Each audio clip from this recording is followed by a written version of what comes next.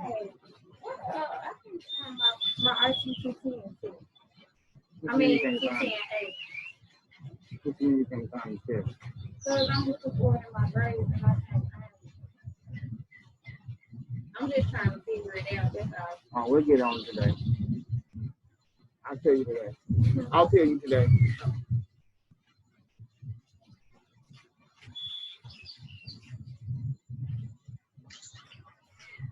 All right, guys, it is now 1 o'clock, and it is August the 10th, 2020. RT210 C exam is today. It will be at 1:20. It is 25 questions and 35 minutes for the exam.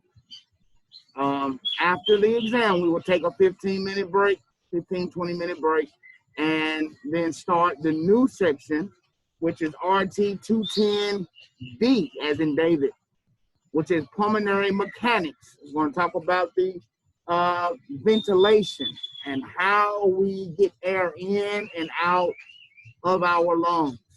So we will take this time now for students to study quietly. Before we take the exam, it will open up at 1:20. You are able to open up the exam in Canvas at 1:20. You will have 35 minutes to take the exam. Again, we will pause the recording at this time for students. It's quiet study time. And then we will resume the recording after the test is taken. All right, no reason for have the recording going while people are just sitting taking a test. I will be watching. Make sure that if you are online, that I'm able to see you in your workspace, and we should be fine.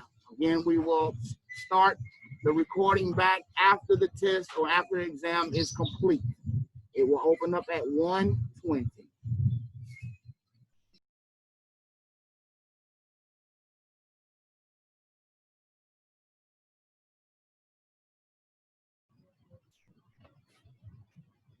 It is now 2:15. Tests have been completed. All grades are in. We had 3 people to pass the test. So this is a wake-up call, okay?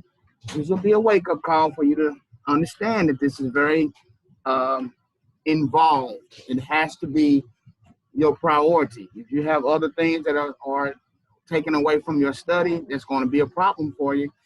And this is your money that you're wasting, okay? All right, so now we have gone over that. We're now going into pulmonary mechanics.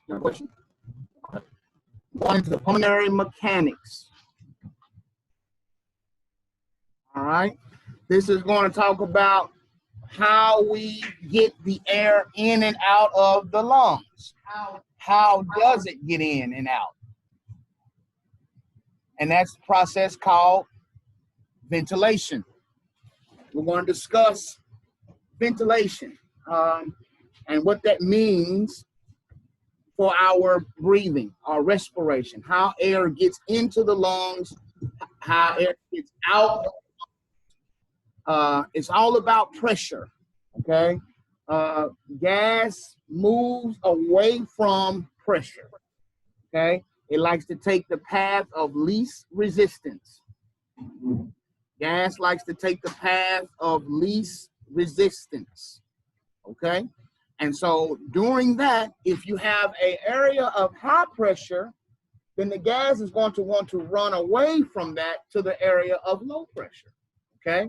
So for instance, when we breathe, our intrapulmonary pressure becomes more negative, okay?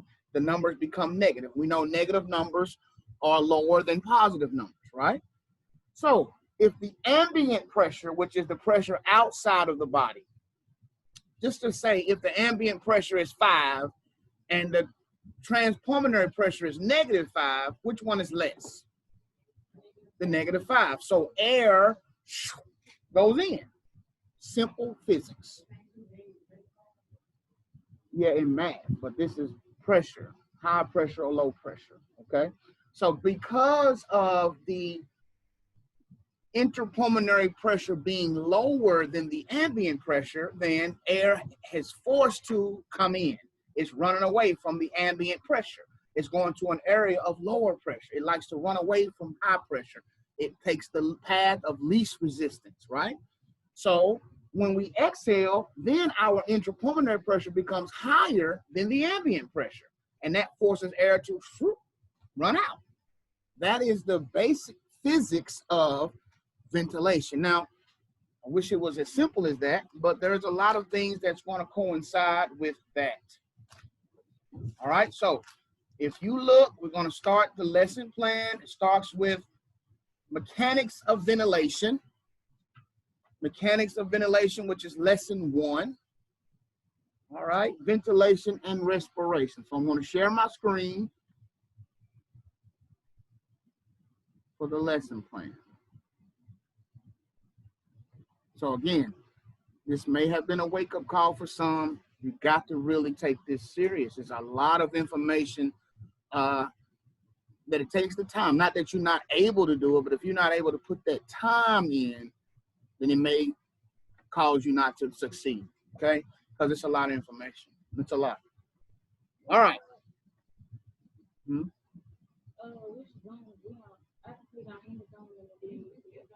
It's the same Zoom. Let me make sure I got it available for you. I might have took it off. Okay, I'm gonna put it on D right quick for you. All right, let me move this Zoom lecture down to the next unit. All right.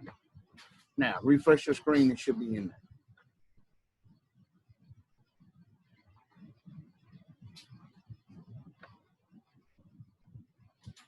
All right.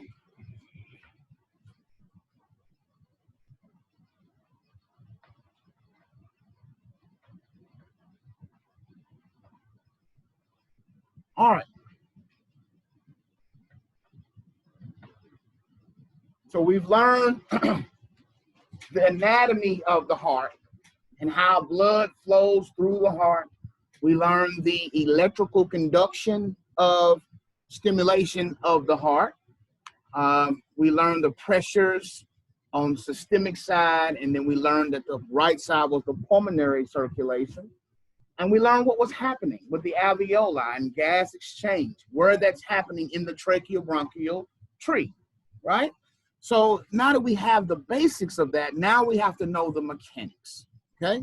And in this lesson, these are some of the objectives, some of your objectives that you will have in this section. All right, so given the correct information, you guys will be able to calculate static and dynamic compliance, discuss changes in compliance, discuss changes in resistance, describe series of events in ventilation. What is all happening during ventilation? What's the difference between ventilation and respiration? There's a difference. Recall Poiseuille. Everybody say Poiseuille. Poiseuille and Laplace. Those are two gentlemen who have physics laws that you have to memorize. Poiseuille has a law and Laplace has a law. That's two of several that you're going to have to know, but just for this section, it's mainly those two guys. All right? You're going to have to recall their law and how and what's important about them and their physics of ventilation. You're going to be able to draw the spirogram by heart behind you.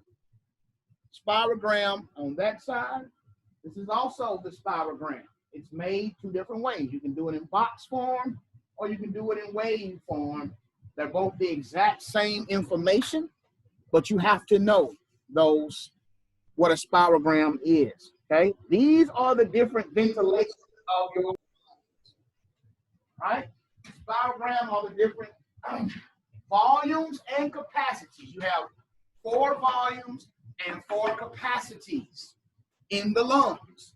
All right, they make up total lung capacity, which is TLC. Okay, so we're going to get to that when we get to it. But you will have to know those 4 volumes and those 4 capacities. You'll have to be able to tell me For instance, IRV, Inspiratory Reserved Volume. You'll have to tell me what IRV is and define it for me and tell me how much is it, okay? That's what you're gonna have to do. All right, now, other people logging in. All right. Label the 4 volume capacity. Normal phase, what we just said. Describe each volume or capacity as a function of inspiration and expiration. Discuss the relationship between FRC, which is this here. This is the FRC, which is the functional reserve volume, or functional residual capacity. They put it in reserve. I'll change that. But functional residual capacity, FRC. FRC. Calculate minute ventilation. That's what I have on the other side over there.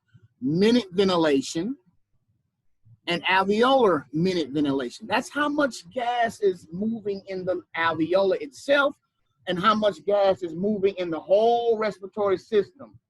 Minute ventilation is the whole respiratory system. Alveolar minute ventilation is the gas that moves within just the what? Alveoli. Okay? All right. You're going to have to be able to describe dead space and their normal values. Describe equipment used to measure tidal volume and minute ventilation. Describe eucapnia ventilation, hypoventilation, hyperventilation, right? In view of alveolar ventilation and dead space. Now remember, we said eucapnia. The word capnia is the same thing as CO2, right? Or ventilation. When I told you to write AKA, I said ventilation, AKA respiratory, AKA acid, AKA capnia, right? Those terms you can't forget because they mean the same thing. Something that's eucapnia will be normal, right? Eupnea, normal breathing. Eucapnia is a normal CO2 level. Hypoventilation is not breathing fast enough, right? Or you're going to, remember, what did I say? If you hypoventilate, you build up what? Carbon dioxide. So somebody who's hypoventilating is hypercapnic, okay? Because capnia means CO2, all right? So those are some terms you have to be able to grasp, to understand, okay? That's why I gave it to you early. So when we got to it, you was, okay, yeah, I heard that before. And now I can put it to use. All right. Describe a normal unit, dead space unit, shunting units, silent units in terms of perfusion and ventilation. Okay. The alveoli is made to ventilate. That's air going in and out of the alveoli. The capillary around that is the perfusion, right? That's the blood flow. Remember the blood flow on the outside of, so perfusion is the blood flow and ventilation is in the alveoli. You're going to have to know those relationship between the two. Describe the difference between the VQ, that is ventilation to perfusion ratio, both reclining and sitting. Okay? What's the difference between shunting and dead space? You will know that without a doubt. Discuss causes of shunting and causes of dead space, and describe the types of dead space and the 4 types of shunting. Right? All lot. All lot. Must have a 75% on the exam, of course, to pass. Now, getting started. Mechanics of ventilation. Ventilation and respiration. Now, number 1, ventilation is air movement in and out of the lungs to allow for external respiration. Remember in pulmonary A&P, we said the job of the lungs, the main job of the lungs is what? External respiration. External respiration is the job of the lungs. Gas exchange that happens from the lungs and outside, that is called external respiration. Gas exchange that happens at the tissue level was called what? Internal respiration. Excellent. Excellent. This is the point where some students will pull away from others. You cannot be worried about that. You can't be feeling bad because you're succeeding, because it happens, okay? It just happens. In any field you go in, at some point where the rubber meets the road, you have some that'll start to pull away, okay? You have to focus on what you're supposed to be doing and not worried about what nobody else is having a problem with, okay? Let me deal with that. Number 2, question? What you say? I said respiration. Oh, respiration is gas exchange across a permeable cellular membrane. When the gas goes from the alveoli into the capillary, that is called respiration, where gas exchange happens. The actual gas exchange is called respiration. Ventilation is simply air going in and air coming out. But that gas that leaves the alveoli and goes into the bloodstream, that's respiration. Or the gas that leaves the capillary and goes into the tissues at the tissue level, or the muscles, that's also respiration. One's internal, one's external. External, number 3, external respiration is gas exchange between alveolar gas, which is air, and the capillaries, which is the blood. Internal respiration is the gas exchange between the capillaries and the tissues, okay? Now, that flow of gas is characterized by what's called a Reynolds number. You need to know that. The flow of gas is determined by, or the type of flow is determined by what's called a Reynolds number. And that Reynolds number says that if the Reynolds number is less than 2,000, it's called laminar. Laminar is smooth, okay? Smooth sailing. When the gas just goes through without any problem and smooth and has a Reynolds number less than 2,000, it's called laminar. When the gas flow or when the Reynolds number is between 2,000 and 4,000, it's laminar and turbulent, or also called mixed flow, a mixed flow. And then a Reynolds number greater than 4,000 will be turbulent flow, turbulent, okay? So anybody ever been on a plane? When you go through a certain pocket of turbulent, the plane kind of moves around. When they hit turbulence, that's because the air is going in several directions. Whenever the air goes through the tracheobronchial tree, it should go smooth. But sometimes it swirls and goes different directions. That's called turbulent, okay? That can make a difference on how much gas is exchanging, how it's getting in. Is it turbulent or is it smooth, right? So that's what they try and get you to understand. And you don't have to worry about how you get the Reynolds number. Just know that flow is determined, it's either laminar or turbulent, okay? Or mixed. And that's determined by the Reynolds number. Okay, so if you get a test question that says a gas flow that was less than 2,000 Reynolds number, it's going to be what? Less than 2,000 would be what? Laminar. Okay, laminar. All right.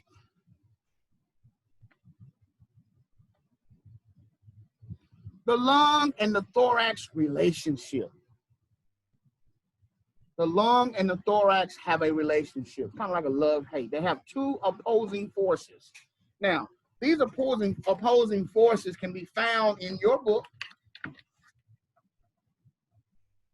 on page 228 in this Egan's book, 228. So you need to have your Egan's book out. Go to page 228. You're going to see there's about 50 different formulas in here. Thank God you won't have to know them all.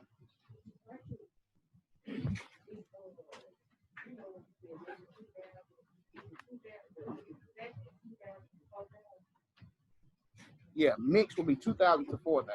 That's mixed. Less than 2,000 will be laminar. And, okay. All right. 228. Starts on 228. Where it says forces opposing inflammation or inflation of the lungs. Right? So let's look at that on that second side. On the right-hand side, that's like the third paragraph down on the right-hand side. It should say forces opposing inflation on your book.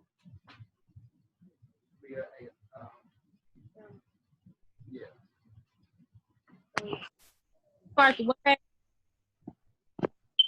Hey, what? What page? 28. In the purple book, in the purple Egan's book, the new edition. Page 228 is where we start. Yes. It's under here.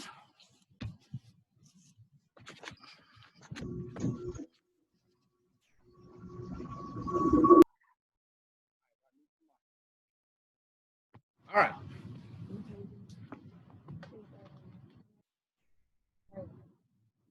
Now, the lung and the thorax, like I said, have a like a love-hate relationship. Okay?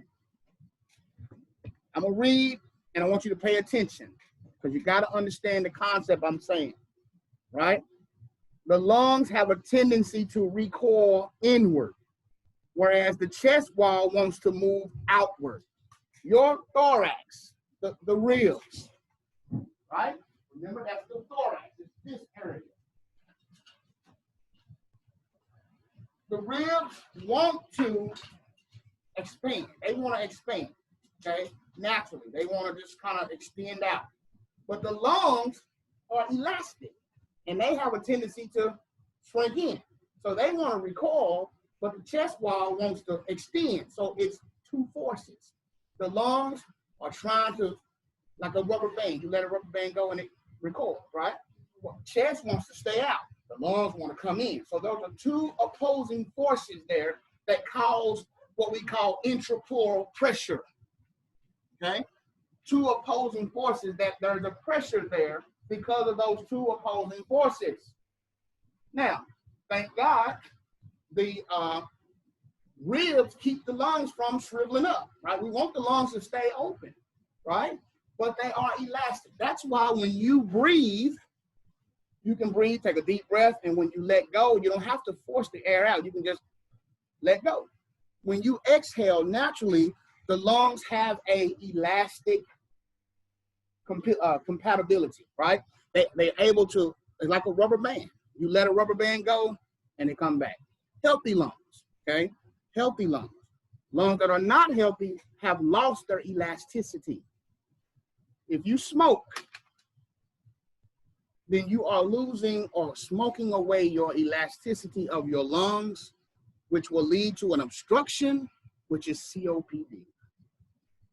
A person with COPD, their lungs are not allowed or not able to recoil. They have lost their elasticity. So I say it's like an old pair of drawers.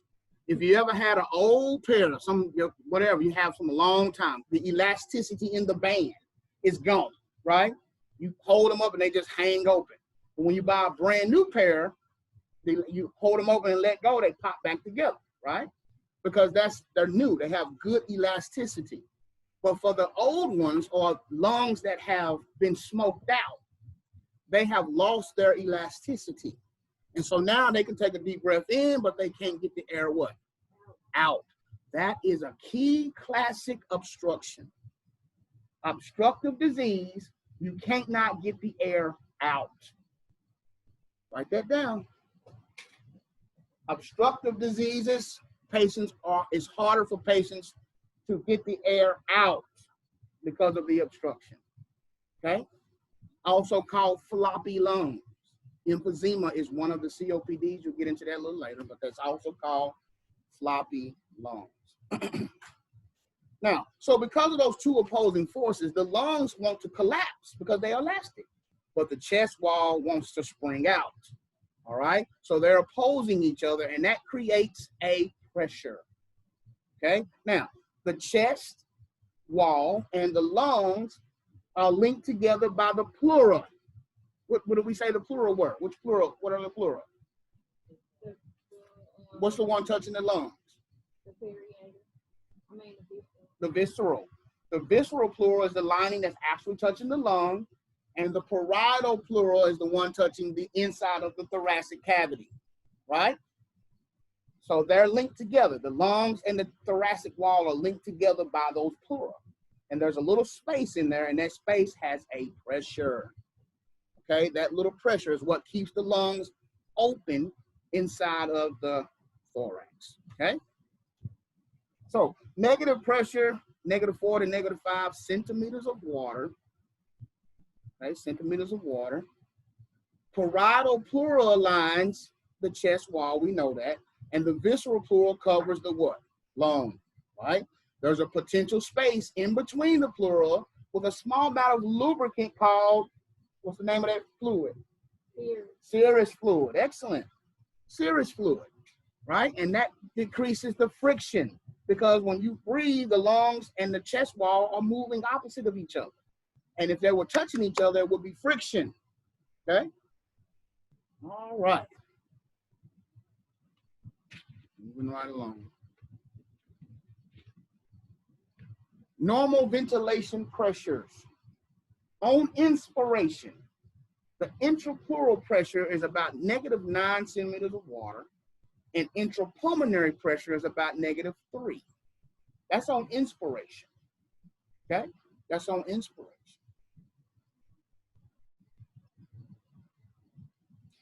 What happens on inspiration when this happens? The diaphragm does what? Contracts and flattens. Remember, that's what you asked me on the test. It descends and flattens. That's the same thing. The chest cavity expands. The negative intrapulmonary, you have negative intrapulmonary pressure. So therefore, it's more negative than the outside ambient pressure. So gas has to go which way? I said when it says when you breathe in, the diaphragm flattens, which makes that more negative pressure inside of the intrapulmonary pressure. It becomes more negative. So it's lower than the outside pressure. So that means gas runs away from the higher pressure. So gas is going to come from outside and go into the lungs. Okay? It runs away from pressure. Gas runs away from pressure. Okay? So let me make sure you understand this.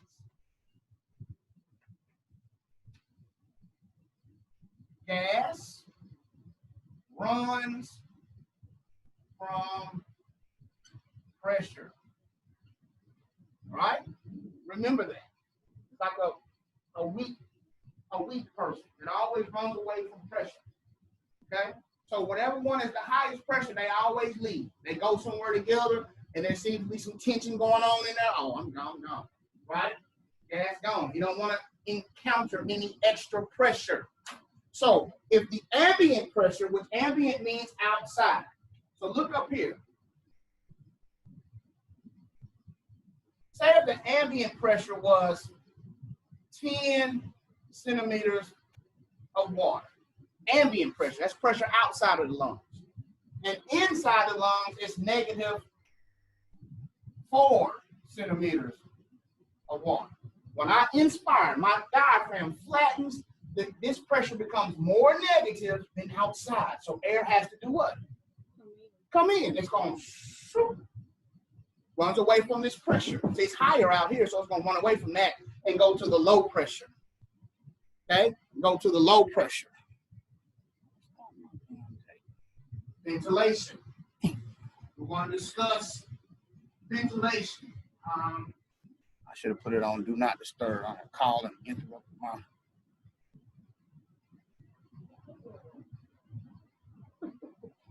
I knew my heart was somewhere. Appreciate it, bro. We still need it. I'm over it.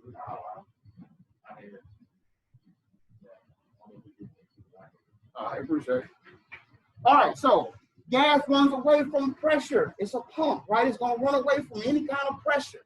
A person who comes up on some pressure and they turn around and go the other way. They run away from the higher pressure. So if the ambient pressure outside, ambient means outside the body. Ambient means outside the what? Body. Ambient. Okay?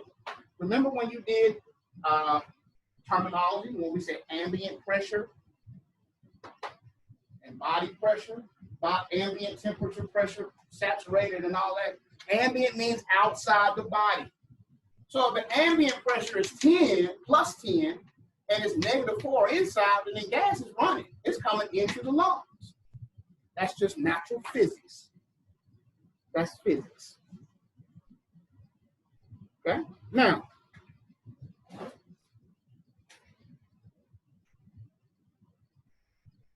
when we exhale, right? So let's finish up that part. It says become more negative, right? And so gas flows into the mouth. It has no choice but to flow into the mouth, okay? Because it's more negative in here. It's less. Negative numbers are less than positive numbers. All right? Now, when we expire, intrapulmonary pressure then becomes +3, all right? Which becomes higher than the ambient pressure, so it then has to leave the mouth, right? You can't control it. It's all about pressure. It's all about pressure. I wrote that somewhere. Yeah. Ventilation, it's all about pressure. Wherever the lower pressure is, that's the way gas is going. That's the way blood goes. Everything follows into the path of least resistance. Okay? All right. So that's the basic physics of ventilation. When we inspire, the diaphragm flattens. That sucks those lungs open, right? Because it's like in a vacuum. So it sucks the lungs down. It becomes negative, right? And in that negative pressure, it becomes more negative than outside. So air says, oh, okay, goes in, right? Now, when we expire, the pressure, the diaphragm ascends, right? It comes back. So it pushes the air back out because it's less outside than it is in here. It becomes positive. See that? Intrapulmonary pressure becomes +3. +3. So once it's +3 centimeters of water, the diaphragm relaxes, the chest cavity recoils and decreases in size. You have a slight positive intrapulmonary pressure, and the gas flows out of the what? Huh? Gas flows out of the mouth. That is the physics, basics of ventilation. That's what's happening. That is what's happening during ventilation. It's all about pressure. The greater the pressure, the gas runs away from it. Gas will run away from pressure.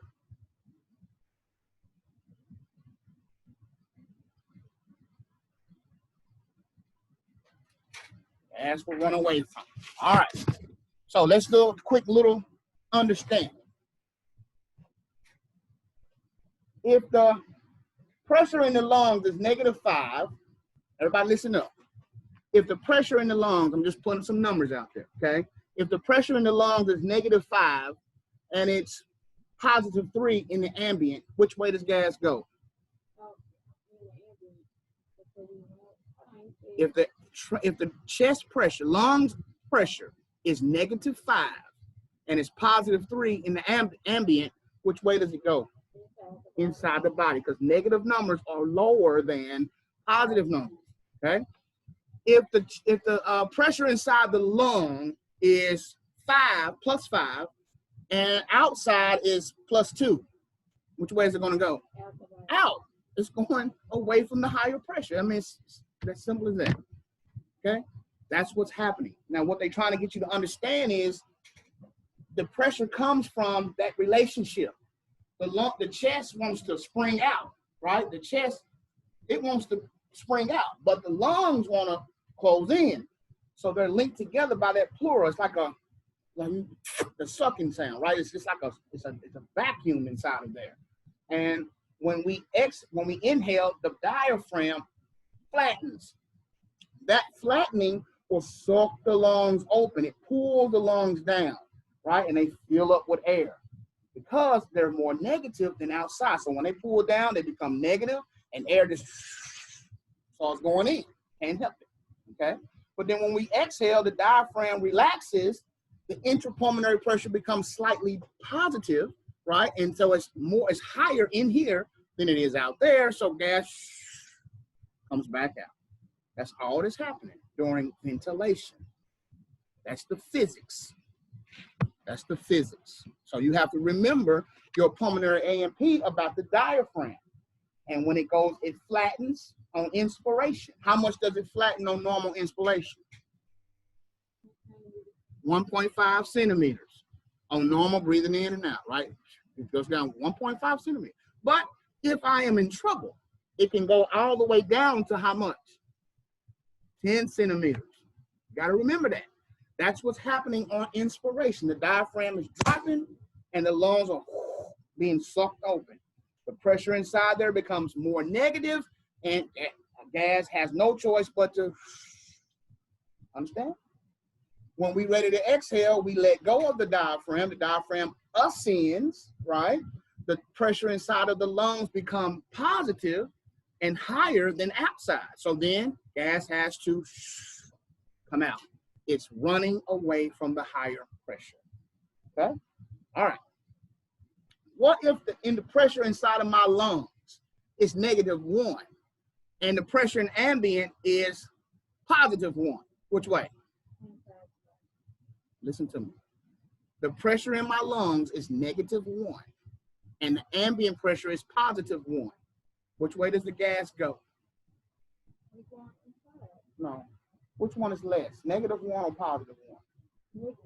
Negative. So if it's negative inside and it's positive outside, where does it go? I might have said it wrong. What did you say? I said, because you're saying it's inside the body. It's negative inside and positive outside, so it goes where? Inside. Yeah, you're right. You're right. I'm sorry. Making me forget. Good catch. If the pressure inside of my lungs is -1 and it's +1 outside, it's going to go into my body. What if this though? Look at this. What if it's -1 or let's say +1 in my chest and +1 outside? Which way does it go? You don't float. It doesn't go anywhere, right? That's in between your breaths. In between your breaths, when you ain't breathing, the ambient pressure is equal to the transpulmonary pressure. That's why you're not breathing. So I hold my breath, it's equal pressure. Same pressure out here than it is in here. So there's no movement. There's no ventilation. You can only ventilate when there's a change in pressure. And because gas is going to run away from the higher pressure. When it's even, there's no movement, so you're not breathing in between breaths, okay? All right. Here's the first law you need to know. In physics of ventilation, the law of Laplace. The law of Laplace. Now, I don't make you can write it down, but I don't make you memorize that formula. You just need to know what happens. The law of Laplace. You remember when I talked about the raindrop on the window? When I said there's a big drop sitting at the bottom of the window, and there's a little bitty drop coming down. And then when it touches that bigger drop, it does what? Sucks it in. That's Laplace. Law of Laplace says surface tension tends to collapse alveoli, right? It tends to collapse. So what they're saying is, without surfactant, if one big alveoli touches a smaller one, it will suck the smaller one in. But because we are made with surfactant, surfactant reduces what? Surface tension. Remember? Surfactant reduces the surface tension. So now you can have a big alveoli and a smaller one living happily together, right? But if you don't have that surfactant, then the large alveoli will collapse the smaller one. All right, same as the raindrop. You have the big raindrop and the little one comes down, the bigger raindrop will suck in that smaller one, okay? That's the law of Laplace. That's the law of Laplace. He says surface tension tends to want to collapse alveoli. You see, some of these lessons will blend. They kind of overlap a little bit, so you make sure you understand the concepts. Number 2, surfactant. We already learned what surfactant does. Surfactant reduces the surface tension, so this thus allows different size alveoli to be connected without the smaller one doing what? being sucked in or emptying into the larger one and collapsing. See, we already learned that. And what is the cell in the alveoli that produces this wonderful surfactant? Type 2 cells. See how it's working out?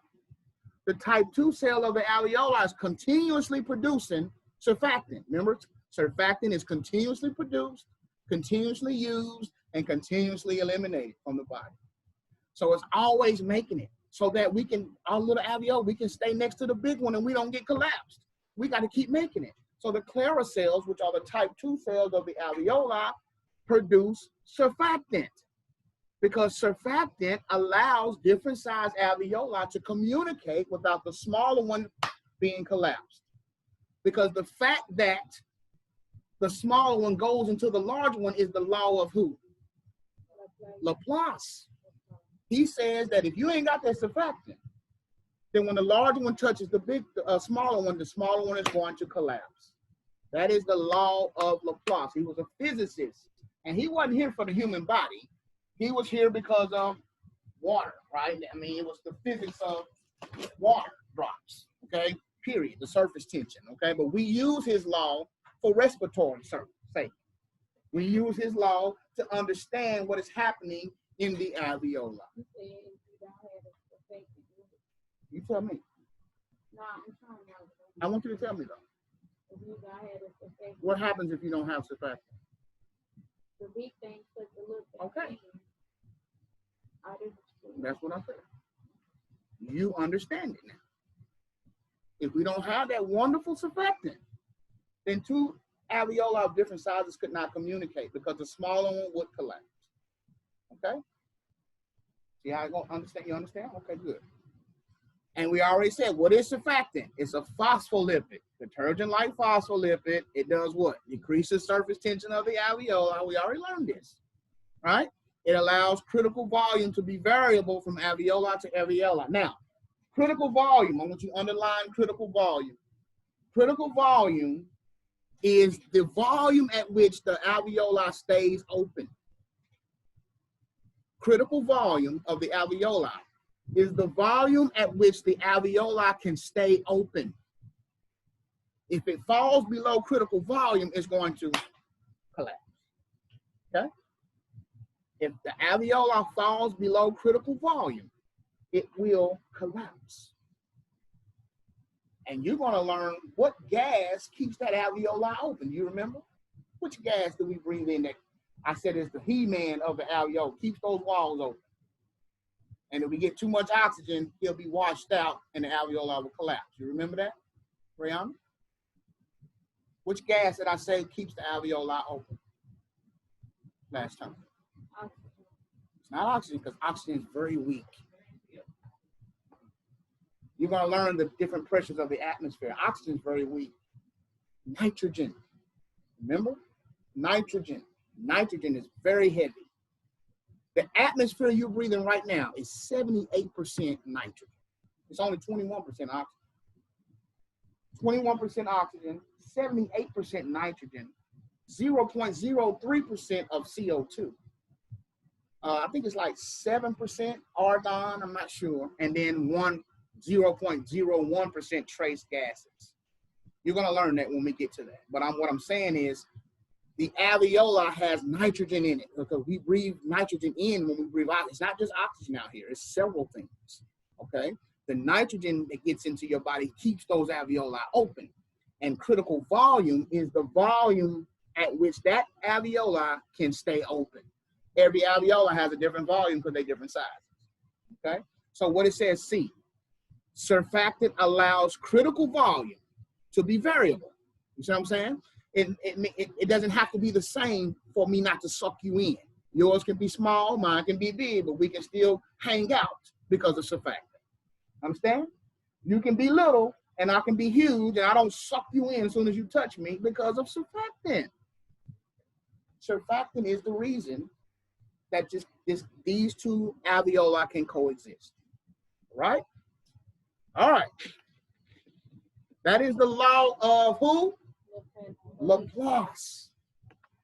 The law of Laplace. All right, now take a break. Come back to compliance. I'm going to now pause the video, the lecture, as we talk about, we'll take a break and we'll come back and talk about compliance.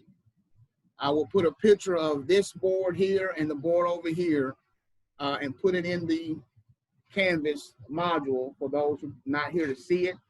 And that way you can see it really clear. I'll take a picture of it and put it in the module by the end of the day. But we're going to take a break. I'm going to pause the recording as we take a break. Come back at 10 after, 3:10.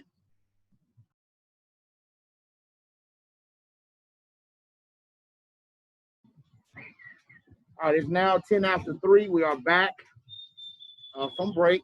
And now we are getting on the concept of compliance.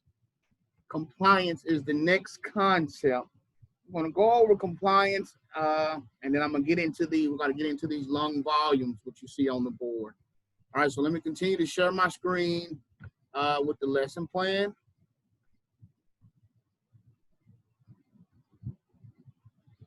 Compliance.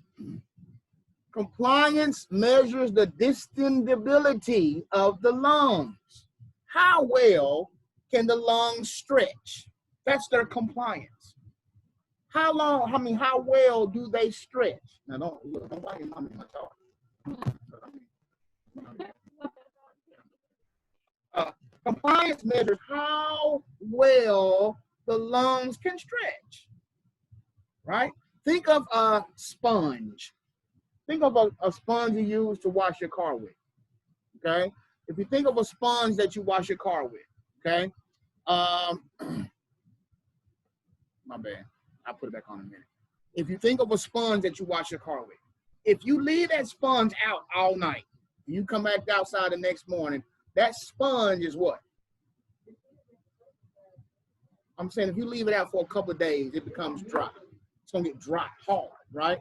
Hard sponge. Some people who don't wash their dishes, they sponge sitting there just as hard as a brick, okay? Because they ain't washed no dishes, all right? Now, the sponge is like your lungs. Your lungs are like that sponge. If they are hard, they have a very, very low compliance. Remember, compliance measures how well you can stretch them. If the sponge is really, really hard, can you stretch that sponge? No. The compliance is very low, right? If the sponge is really, really wet, then it stretches, right? So then its compliance is high. It has a good or high compliance. All right. Compliance measures the distability of the lungs, how well the lungs can stretch. So let's go to the notes.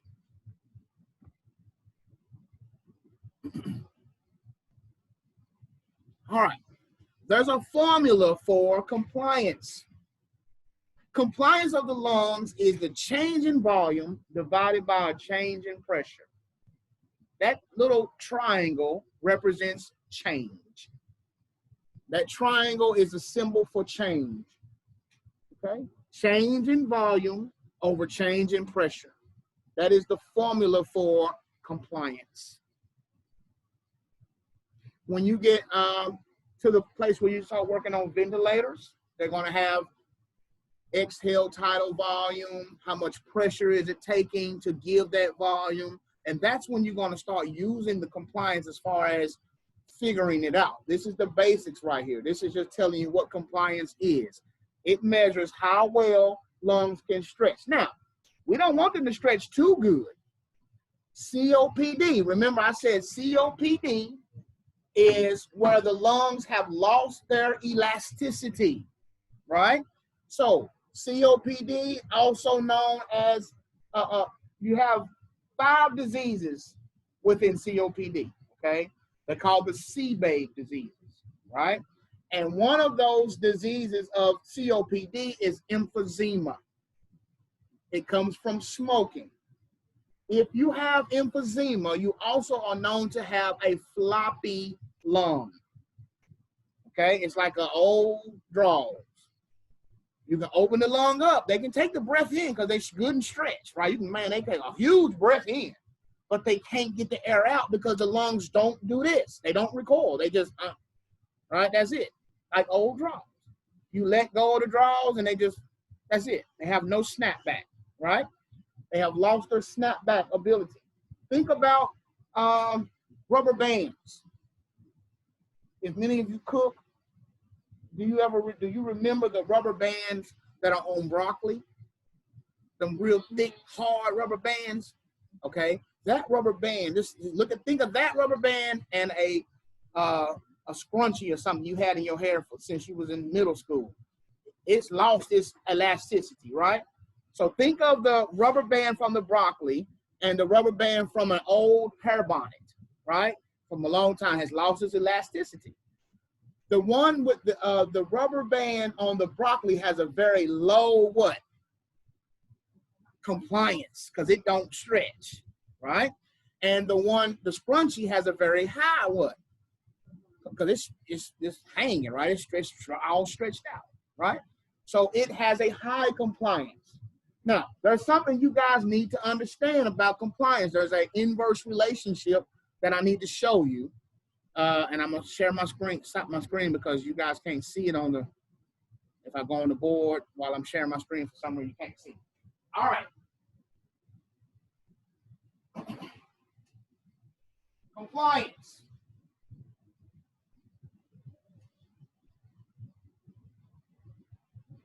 Right? The ability of the lungs to stretch. Change in volume over change in pressure is my compliance. That's the formula for compliance. CL equals change in volume over change in pressure. But there's some terms you need to understand that are some inverse relationships. Elastance. Okay, so look, a high elastance equals low compliance. If something has a high elastance, right? It has a high elastance, then it has a low compliance because it won't stretch. It won't stretch. So if it has a high elastance, that means it has a low compliance. If it has a low elastance, then that is a high compliance. Old draws. The old draws have a low elastance. You take them off and they'll stand up by themselves. Right? Because they don't have any compliance. I'm just using those terms, guys, to help you understand what I'm talking about. Okay? It has lost its elasticity. So if it has a low elasticity, that means it has a high compliance. Okay? So, knowing this, a COPDer, what kind of elastance does a COPDer have?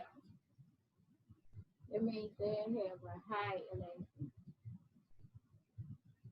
COPDer has a floppy lung, has a very high compliance. Remember I said COPD is a floppy lung. It has a high compliance. So it has a what? Has a low, it don't snap back. So the elastance is low, right? So COPD patient will have a low elastance and a high compliance.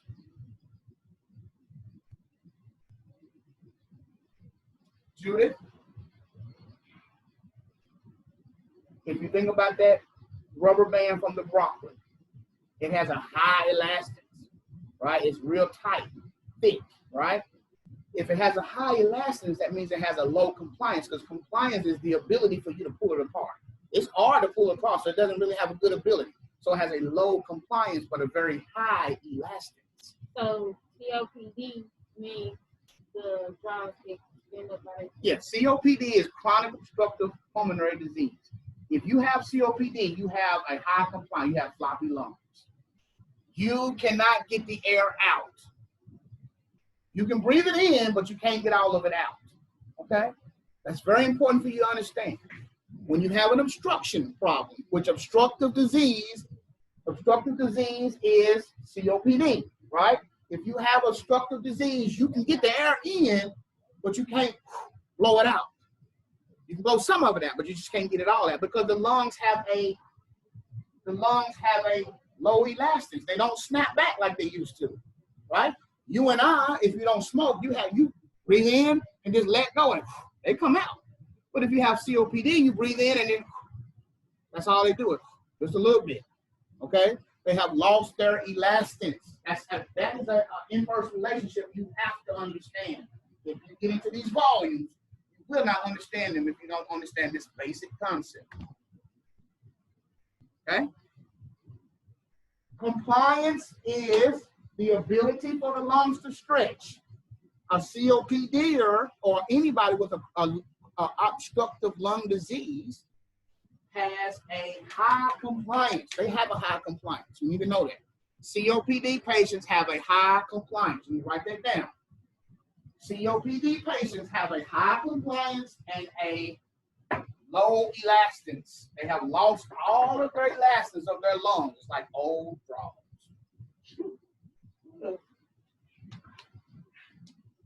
You said they had high compliance. High compliance. Very high compliance and low elastance. If you have a high compliance, that means you have a low elastance because I can do what I want to with you and you'll just stay open because you don't have snapback. Elastance is the snapback, right?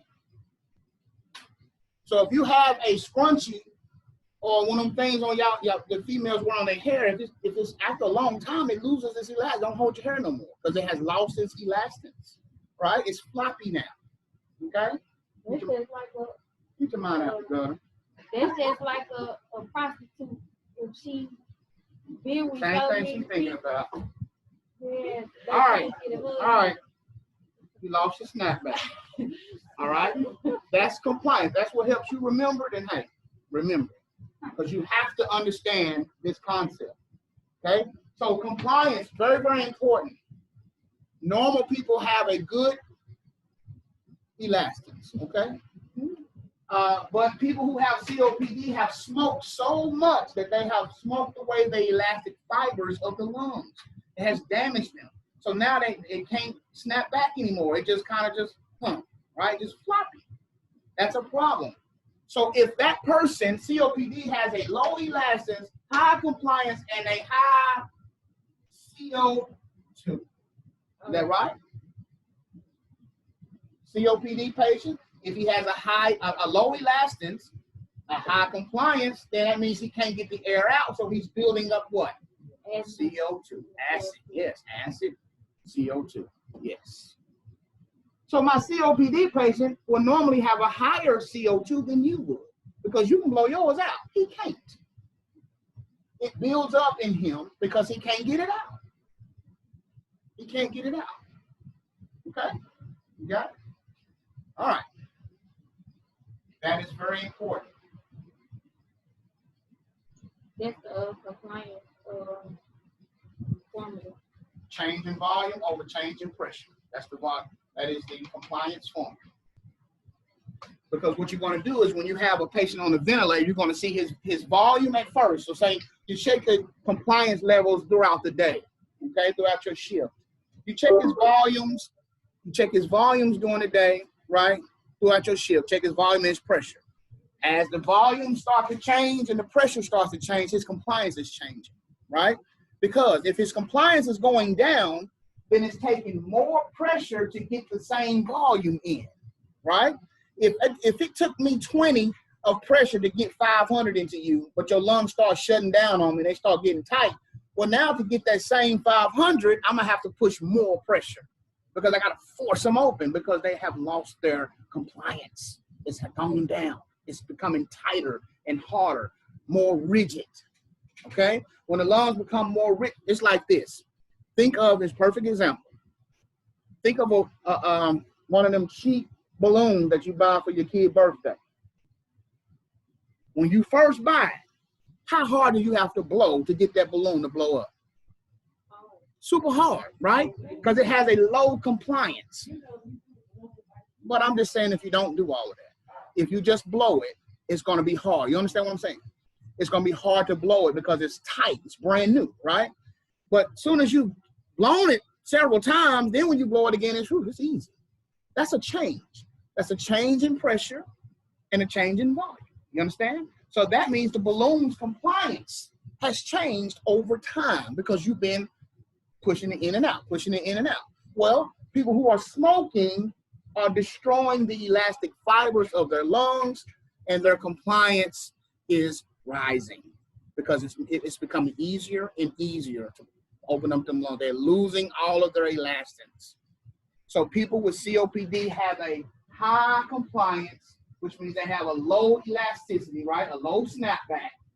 And since they can't get the air out, they are building up CO2. So they are respiratory acidosis.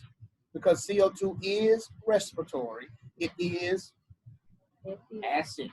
So building up CO2 is respiratory acidosis. Okay, that's what they suffer from.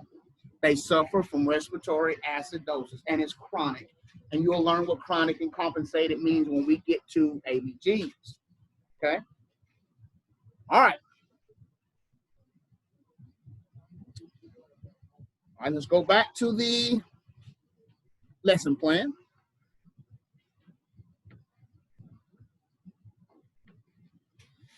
All right.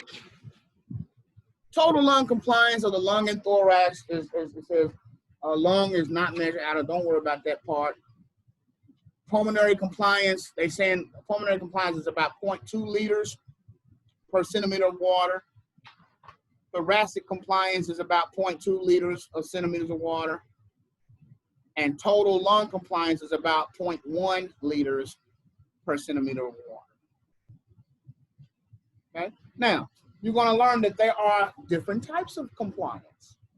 I just told you compliance in a nutshell, but there are different types, and they come when you do different things with the ventilator. Okay, you have dynamic compliance. Dynamic compliance is, erase this. All right, what types of compliance do we have? All right.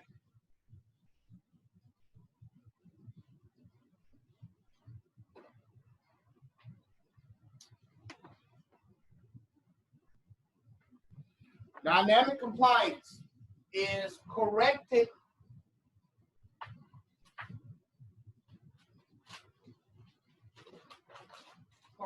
tidal volume over peak pressure. Peak pressure. Write that down. This is dynamic compliance, CDY. Dynamic compliance. Dynamic compliance is corrected tidal volume over peak pressure.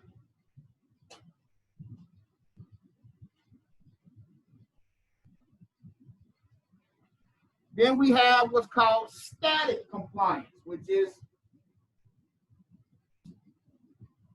corrected volume over plateau pressure. Flat pressure. This is CST, static compliance. Static means no motion, still, right? Plateau pressure is when we breathe in and we hold it, right? That will be a plateau. That's a maneuver you can get with the ventilator. You'll pause his breath, and it will hold his lungs open and read the pressure in that state that it's held open. That will be your plateau pressure. We say on the it's like corrected tidal volume, CST. Static. That's static compliance. That's the abbreviation for static. CST. Compliance, stat. And this was compliance, dynamic.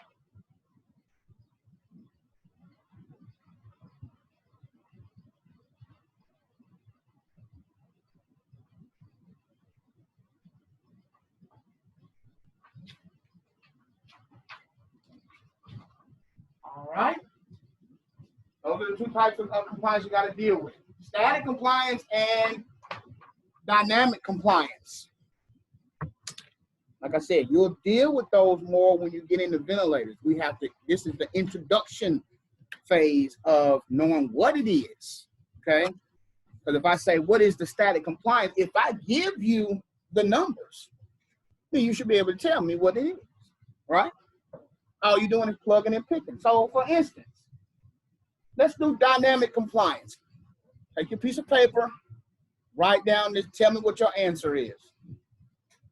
If we have say I have somebody and I give them, give you some numbers. We know dynamic compliance is corrected tidal volume over peak pressure, okay? So if I tell you, Mr. Johnson, I checked a few numbers for Mr. Johnson, and his peak pressure, which is noted as PIP, that's peak inspiratory pressure. That's what peak pressure is, okay, PIP. So if I say his PIP was 35 centimeters of water, right? And his tidal volume, when he exhaled, his corrected tidal volume was 500 cc's. What is his dynamic compliance? Okay, let's see. Tidal volume is 500 divided by 35. 14.2. So his CDY is 14.2 centimeters of water. That's the dynamic compliance. All right. Again, do y'all have these formulas wrote down? I got to erase because I can't erase that. Okay. So that was that problem. All right. Let's do another dynamic compliance. Before I do that, let me show you what plateau is so you'll know what I'm talking about. We breathe like this, in, out, in, out, in, out, right? That's how we breathe. Plateau will be what? What is a plateau? Thank you. So when a patient, I'm looking at him and I want to know his plateau pressure, then I'm going to be waiting. There's a button on the ventilator called inspiratory pause. So I'm going to wait till he inspire and I'm going to click the pause button. So when I do that, it's going to go up and then hold, then go down. Well, this is his plateau. There's a pressure right there. It's going to give it to me. It's going to tell me what the plateau pressure is. Because if they start to increase, I got a problem. Okay? This is respiratory here, y'all. You're looking at the pressures in the waveform, letting you know, hey, I got a problem. This disease process, is it getting better? Is it getting worse? How do I treat it? What do I need to do? Way away from breathing treatments. Okay? So that's a plateau. I just wanted to show you that. That's what a plateau is if you're online. This little pause here, that's a plateau. P-L-A-T is what we call it, plaque pressure. Okay? All right. So let's look at static compliance. I'm going to give you some numbers. You tell me what a static compliance is. Mr. Johnson had let's just say he had a PIP of 20 centimeters of water. You got some numbers.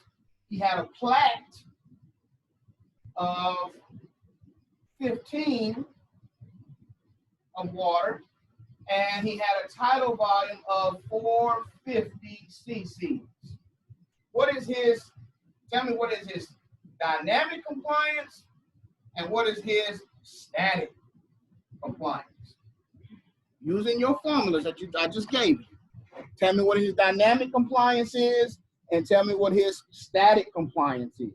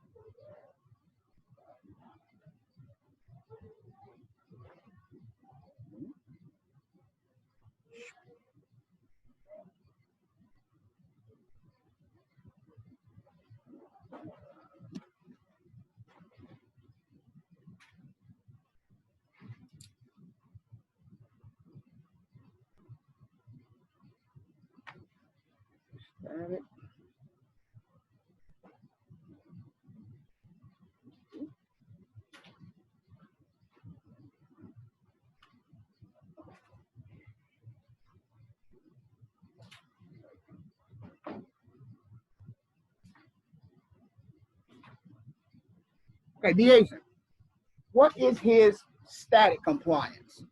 He's static. Hold on.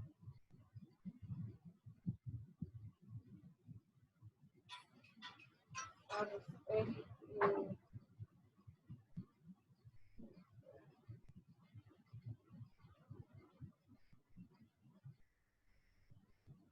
oh, it's gonna be the tidal volume or 50 divided by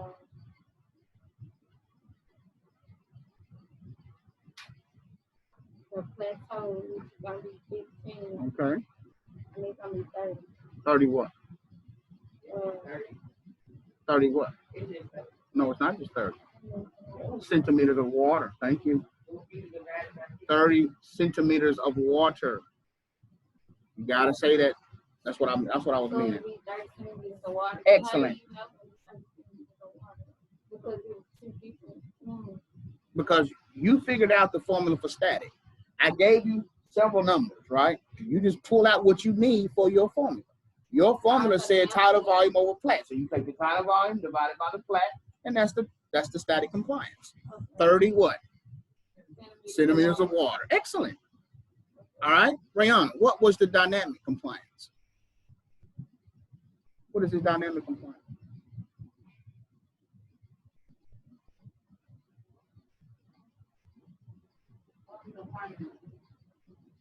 I thought you had the formula. I'm trying to get my computer away. Okay. What you get, Judah? 22.5 centimeters of water. Excellent. That what you got? That what you got, Ms. Shepherd? Excellent. All right. Excellent. So I'll put it back on the screen again so y'all can see the formulas. And we'll move on. All right. Again, the dynamic compliance is the volume over peak pressure. Static compliance is volume over plateau pressure. Those are your formulas for compliance. Okay. Now we're about to show you where do I see, when do I expect to see these differences in compliance? Okay. Where do I expect to see these differences? Well, let's see. First, let's start off with a low compliance. Somebody who has a decreased or less compliance, a low compliance, which means increased work of breathing. Because if your lungs can't stretch, that means it's going to be hard for you to, excellent. So somebody who has a low compliance has a problem doing what? Breathing. If your lungs are like this, you trying to breathe, it's going to be hard. You're going to have to really suck hard to get a breath, right? Because your compliance is really low. So what patients do we see this in? Pulmonary consolidation. That means when you have a lot of junk in the lungs, all over the lungs, there's a whole bunch of mucus. If mucus is in the alveolar, can air get in there? No. So that means it won't bring your compliance down. It won't do what you want it to do because the mucus is there. So pulmonary consolidation. Pulmonary edema, that's fluid all in the lungs. If the alveoli is full of water, can you breathe? No. So that will be a decrease in compliance because it won't do what you want it to do. Somebody who's compliant will do what you tell them to do. If you got a spouse that do anything you tell him or her to do, they're very, very compliant. If somebody takes their medicine like they're supposed to, they're compliant with their medicine, right? If they have a medicine regimen and they refuse to take their medicine, they'll never take it, then we say that they are not compliant or non-compliant, right? They won't do what you tell them to do. So if I have pulmonary consolidation, if I have pulmonary edema, what about a pneumothorax? That's a hole in the lungs. If I have a big old hole in the side of my lung, will my lung inflate and deflate like it's supposed to?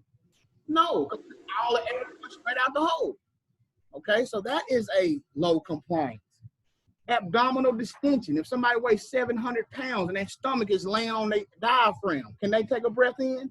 No, low compliance. ARDS, which is acute respiratory distress syndrome. They have a low compliance. Pulmonary fibrosis. That's when their lungs become scarred and hard, calcified, right? Fibrosis. You ever have heard of fibroids on the uterus? Well, that's the same thing in the lungs. If you have fibroids, they're like pockets of like concrete on the lungs, little pockets of concrete. Once that's there, the lungs can't stretch like they're supposed to. It's being restricted, right? So it is a low compliance. And then finally, thoracic deformities. If your body is kyphoscoliosis, can your lungs inflate like you want them to? No. Those we will see, that's when we will see a low compliance in these type of people, right? And so I said a high compliance is obstructive disease, right? Well, a low compliance is restrictive disease. Write that down. Write that down. Obstructive disease like COPD is a high compliance.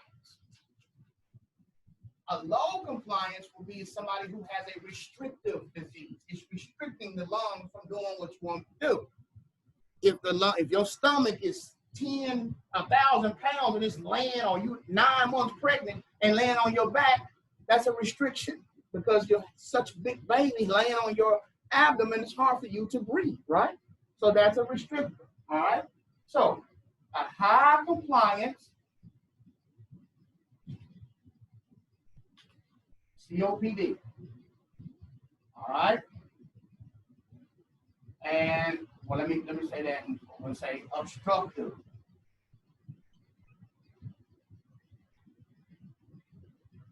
Obstructive disease is a high compliance. Obstruction gives you a high compliance. Well, a low compliance is restrictive.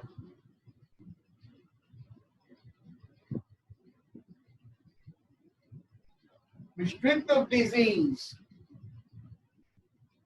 Somebody who has a restriction, that means pulmonary edema. If water is in there, air can't get in there, so it restricts me from breathing. That's restrictive. Pulmonary consolidation. If mucus is all in my alveoli, then air can't get in there. So it won't do what I tell it to do, right? So that's restrictive. Thoracic deformities. If somebody is like this, and that's how they walk around, that's kyphoscoliosis. Can their lungs inflate? If their rib cage is all twisted up, can their lungs inflate? No. Right? Okay, that's restrictive. Restrictive means a low compliance. It won't do what you want it to do. We see that in restrictive diseases. Somebody who has obstructive diseases has a what? High compliance. You will have to know that, and you will learn it more when we get to our last section, when we talk about obstructive and restrictive diseases. So it's already giving you a taste of it now to learn it later. You need to know that obstructive diseases is a high compliance. COPD, they retain what? Carbon dioxide. Obstructive, can't get the air out. If they can't get the air out, they building up CO2. Their volumes are higher than yours because they can't get them out, right? Restrictive diseases have a lower volume because they can't get the air in because the stomach is like this, right? So they can't get the air in, right? Or if they are deformed, or if they have water in the lung, which is pulmonary edema, or a lot of mucus or blood in the lungs, which is pulmonary consolidation. Fibrosis, which is like concrete on the lungs, right? They restrict the lungs from doing what they're supposed to do. So that's a restriction. Okay? All right. Now, next part is what you see on the board. Lung volumes. This is the part that stumps a lot of students because they don't look at it. They don't go home and really look at it. If you do, you got it. But if you don't, and you feel like as soon as you see this again, you don't look at it tonight, and you come back tomorrow, it's like foreign language. Okay? You have to stick with it. Your grade is your grade. Don't worry about what nobody else is doing. All right? And I'm going to give you everything you need. But you got to look at it. Okay? Now, the lung has volumes and capacities. A capacity is the ability to do something, right? Capacity. You have volumes and capacities. That is the spirogram, okay? We're going to look at this one first so you can understand that one. Same thing, but just a different way. You're going to know how, by memory, to write that down. So guess what? When you take your test, I allow you You might say I give you a little blank sheet of paper before the test. If you memorize that, write it down. So that way, when you get a question, it's right there in your face. You've got to memorize. All right? So for everybody at home looking, you should be able to see it well. All right. The spirogram. The spirogram talks about our 4 volumes and our 4 capacities of our lung. Right? Our lung is amazing, but there's volumes that we inhale and we exhale. Right? So the first thing I want to show you, what did I say? Normal in, normal out. What is that? Normal in, normal out. Normal in, normal out. By what? Tidal volume. VT is tidal volume. Okay?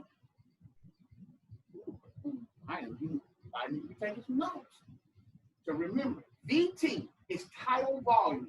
That is the normal air in which we breathe in and we breathe out. It's also called quiet breathing. It could be written down as quiet breathing or resting breathing. You know, anything like that is just normal in, normal out. That is called tidal volume. Your normal tidal volume is about 0.5 liters, which is 500 milliliters, right? These numbers here are in liters. But this right here, when I showed you earlier, when I said the patient had 450 mLs, right? That's 4.5 liters. I mean, 0.45 liters, right? Liters are bigger than milliliters, right? So 0.5 liters is 500 milliliters. What is 3.6 liters? How many milliliters is that? 3,600. Good. Okay. 3,600 milliliters is 3.6 liters. 4.8 liters is 4,800 milliliters. Okay. So that's like, because when we talk about tidal volume, we usually talk about it in cc's or milliliters. Remember, that's the same thing. All right. So normal in, normal out is tidal volume. Now, everybody eyes here. You got to watch me, and you're going to have to do it to understand it. Now, normal in, normal out, normal in, normal out, normal in. Now, everything that I can suck in after a normal in is called inspiratory reserved volume. Everything that I can suck in after a normal in, right? Not the normal out, but the normal in. After I breathe in normal, and then that little amount that I breathe over my normal in is this part, the blue part. That is my inspiratory reserve volume, also known as my IRV. That's inspiratory reserve volume. Inspiratory reserve volume is the amount of air that I can inhale after a normal inhalation. Everything that I can do after the normal. See, this is normal in, normal out. Normal in, normal out. Normal in, and then suck in some more, that's IRV. So the definition of IRV is the amount of gas that you can be inhaled after a quiet inhalation or after a normal inhalation or a regular inhalation, whichever one you want to say. But the amount of air that I can breathe in over that is my IRV, inspiratory reserve volume. Now let's look at the expiratory part. Everybody looking at me.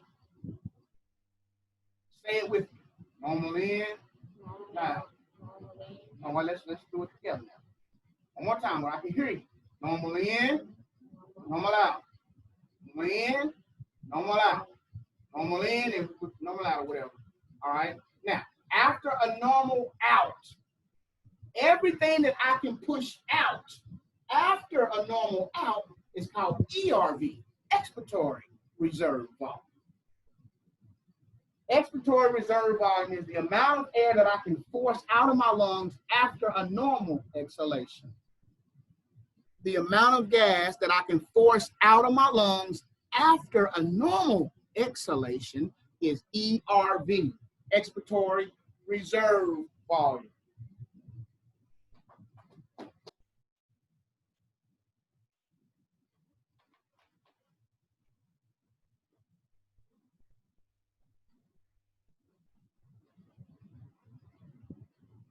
All right. Let's look at another volume. That's the third volume so far. There's one more volume. We did tidal volume, we did inspiratory reserve volume, we did expiratory reserve volume. There's one more volume, and that's called residual volume, or RV.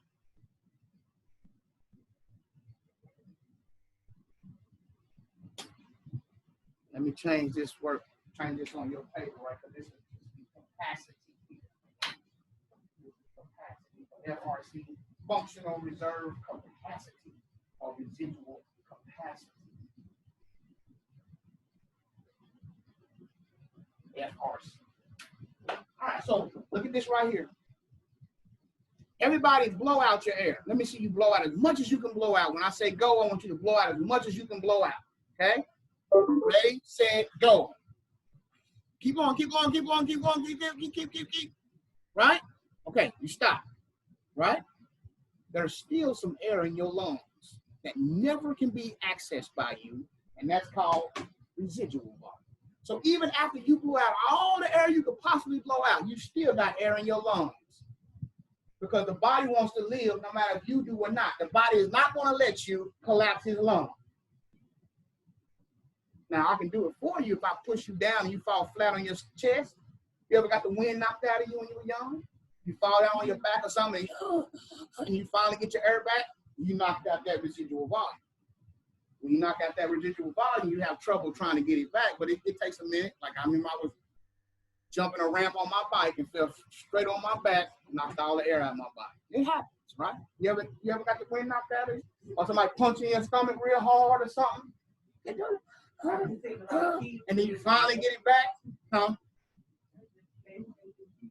Yeah, that's knocking out the residual volume.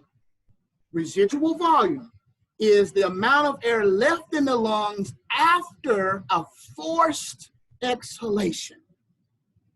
It's the amount that you cannot access. You cannot access it. It's always there. Now tell me this. Whose residual volume will be higher? A normal person or a COPD? I said, whose residual volume would be higher in the amount? A normal person or a COPD? Huh? Oh, what you say? COPD, because he can't get the air out. He's been breathing all his life, but he can never get all his air out, so his volumes will be higher than yours. Because if I take a snapshot of his volumes, they're higher than yours because he can't get his what? Out. You can.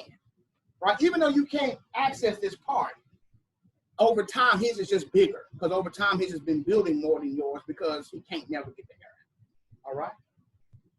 His tidal volume, his inspiratory reserve volume, all his stuff gonna be higher than yours. His FRC gonna be higher because he can't get it out. It's in him stuck, it's trapped. Okay? All right.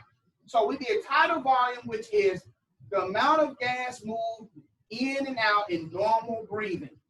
In, normal out. Normal in, normal out. Normal in, normal out. Normal in, normal out. That's tidal volume.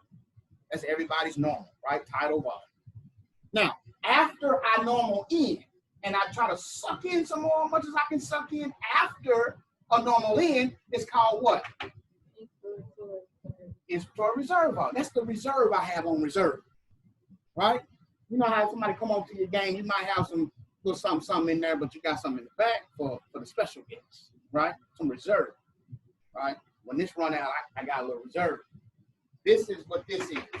Inspiratory reserve volume, the amount of gas you can inhale after a normal inhalation.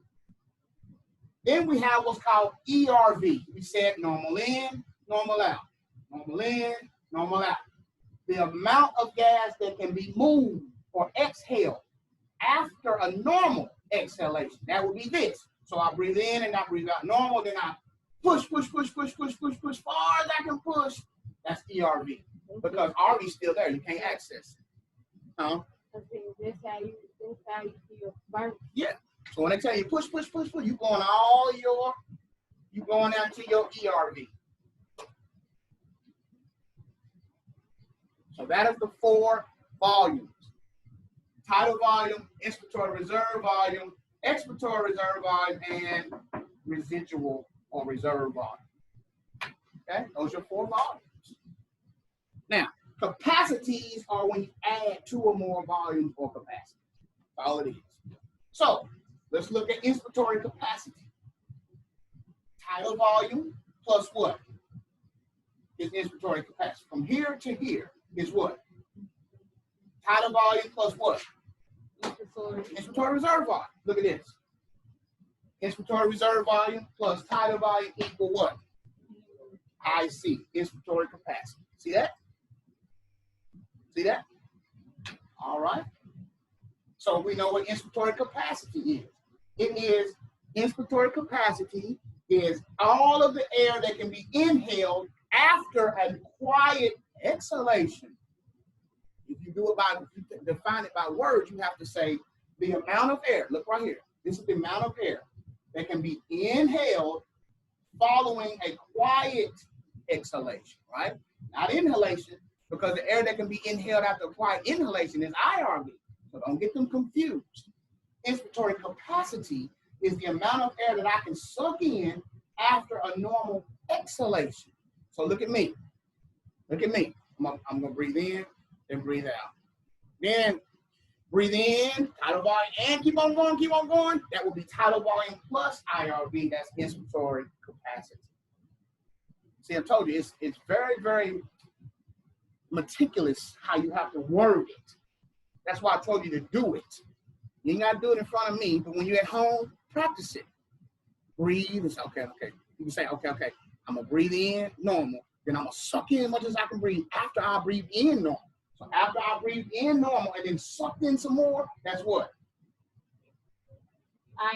IRV. But if I say, okay, I'm going to breathe in and I'm going to breathe out. I'm going to breathe in, I'm going to breathe out. Now after I breathe out normally and then I suck in everything I can do, I'm doing tidal volume plus IRV, which is inspiratory capacity. Capacities are 2 or more volumes or capacities.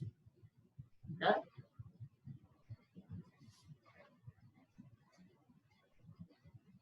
So that's the first capacity.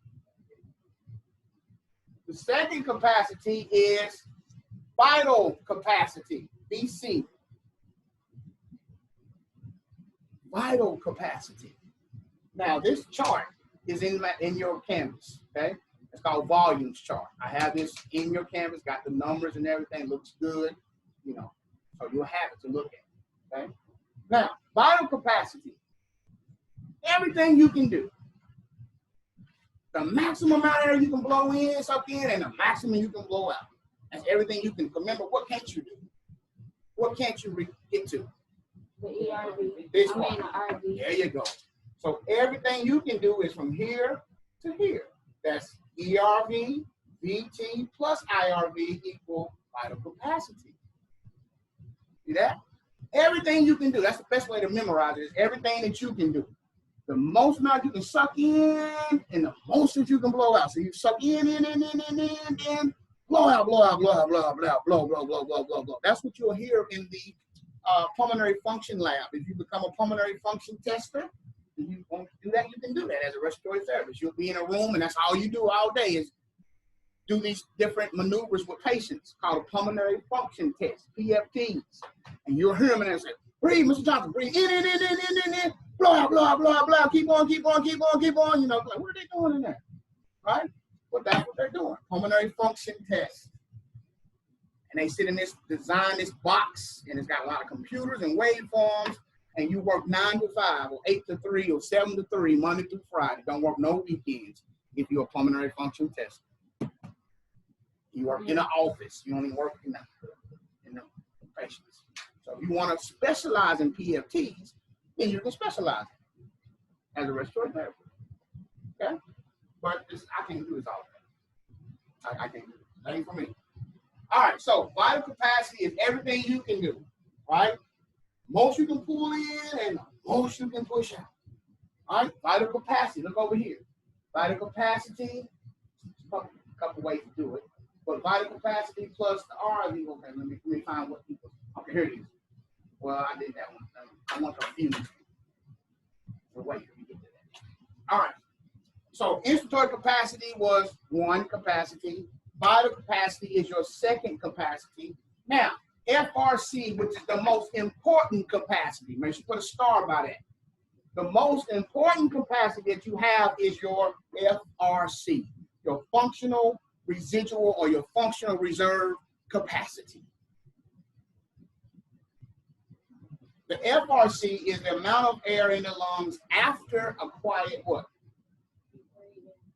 Look up here before you guess. The amount of this is FRC from this line all the way down. FRC includes your ERV plus your RV, right? Those two together make the FRC. Okay, so FRC is the amount of gas left in the lungs after a normal what? Exhalation. After a normal exhalation. Because if you say tidal volume, that's both.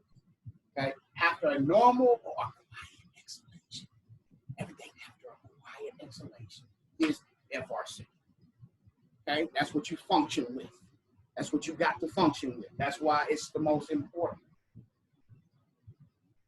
FRC is the amount of air left in the lungs after a quiet exhalation.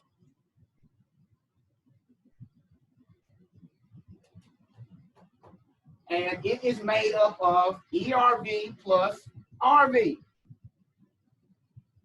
We'll do total lung capacity, and then we'll take another break.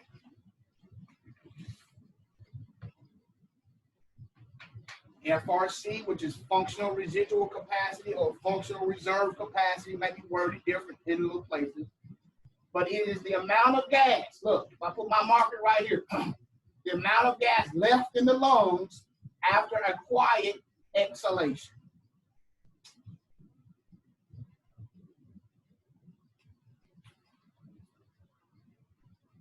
And then the last part, the last capacity, is everything all together. Everything all together is called what? TLC. Total lung capacity is everything. Total lung capacity is everything. All of it together is your total lung capacity, which is about 6 liters. So you got about 6 liters of ability in your lungs.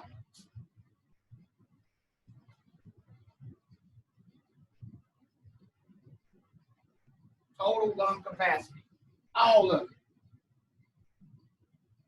Okay? So 4 o'clock, come back at 4:20. We take a 20-minute break here. And when we come back, we will come back to this side and understand you can do it mathematically, which is easier once you know what things are. All right, if I say what is IC? Oh, IC is IRV plus DT. And you're done. Okay? Or FRC is ERV plus RV. So ERV plus RV is my whole FRC. Okay, so we'll do that when we come back from break. So now we are taking a 20-minute break. We will come back at 4:20 and we will go to the other side. I will change the camera over to the other board, which talks about the spirogram written in box form. Okay, spirogram written in box form after break. Be back at 4:20. We'll pause recording here. All right, so now we're back. It is 4:20. Because Gabby said we come back at 4:20. I'm just messing with you. It's 4:20. We are back. We're going to continue on. Continuing on with the our lung volumes. Okay? Continuing on with our lung volumes. We left off with the FRC. FRC, which is functional residual capacity or functional reserve capacity. That's the FRC. We said that is all of the gases left in the body or the lungs after a normal exhalation. See, this line here is normal exhalation. This line here is your normal inhalation. So normal in, normal out is tidal volume. Everything after tidal volume is inspiratory reserve volume. Stuff that's after the exhalation is ERV, and what you cannot get to is your RV. So your ERV plus your RV is your FRC. Okay? Now, don't forget you must know not only what it is, how to define it, but how much. You got to be able to tell me how much it is. Yeah, sure. You got to be able to tell me how much it is. So, inspiratory volume or inspiratory reserve volume is 3.1 liters. Tidal volume is 0.5 liters. ERV is 1.2. RV 1.2. So them two together is 2.4 for FRC. Vital capacity is 3.6. I'm sorry. Vital capacity is 4.8. Vital capacity is 4.8. Inspiratory capacity is 3.6. And total lung capacity is 6.0. So you'll have to, practice that and memorize those volumes. Now, one way that I had my first student, my first class, had a good way of remembering IC. Because she said, IC, she went to the club and she saw 3-6 Mafia. So IC 3-6 standing over there. All right? So that's how she said it. A lot of people took it. If you don't want to take it, that's fine. But IC 3.6. Okay? That's one way to remember that. Easy to remember FRC because it is ERV is 1.2, RV is 1.2. So 1.2 plus 1.2 is 2.4. Okay? Yes. Yes. Vital capacity is 4.8. And total lung capacity is 6.0. Now, we're going to take a look at this other board now.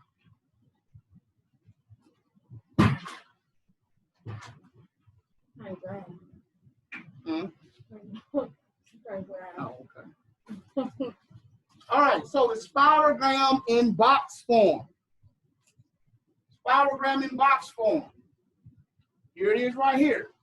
You need to learn how to draw this box. Try to draw it on I'm going to give y'all a blank sheet of paper, and you got to practice drawing. Draw it so you can draw it.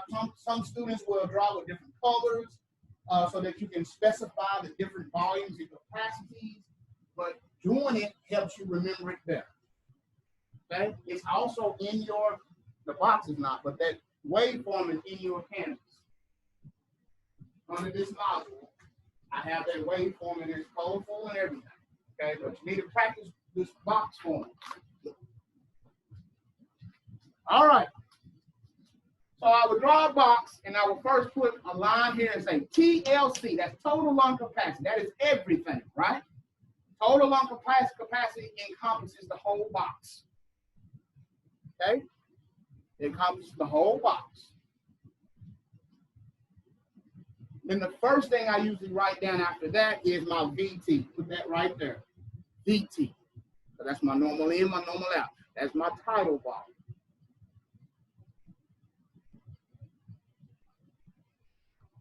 So look up here for a second. If you're looking at tidal volume, look right here. Normal in, normal out. Normal in, normal out, right? That would be my tidal volume. So everything that I can suck in after a normal in is my inspiratory reserve volume. All right? So I put my inspiratory reserve volume box there. Then everything I can blow out after my tidal volume will be my ERV. And then what I can't do is my RV, right? So my TLC, then make these 4 volumes here. You got your TLC right there, then you need your 4 volumes. Inspiratory reserve volume, tidal volume, expiratory reserve volume, and residual volume.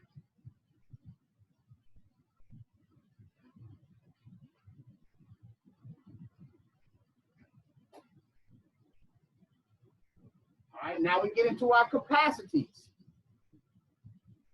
Tidal volume plus IRV is what? IC. So you make a bigger box that encompasses these two. IRV plus VT is inspiratory capacity.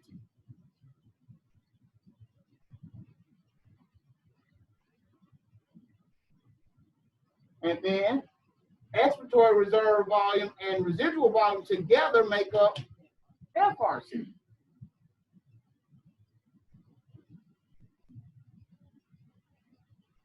So quick question. Everybody look up here and tell me this.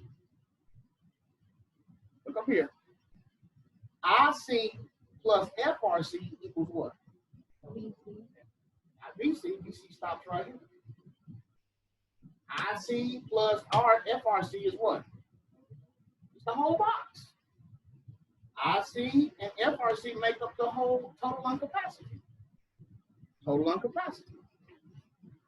Look at this. IRV plus VT equal what? IC. IC minus IRV leaves you with what? Huh? VT. Yeah. ERV plus RV equal FRC minus RV leaves me with ERV. So IC plus FRC is all of it. It's TLC. So TLC is the whole box. Okay?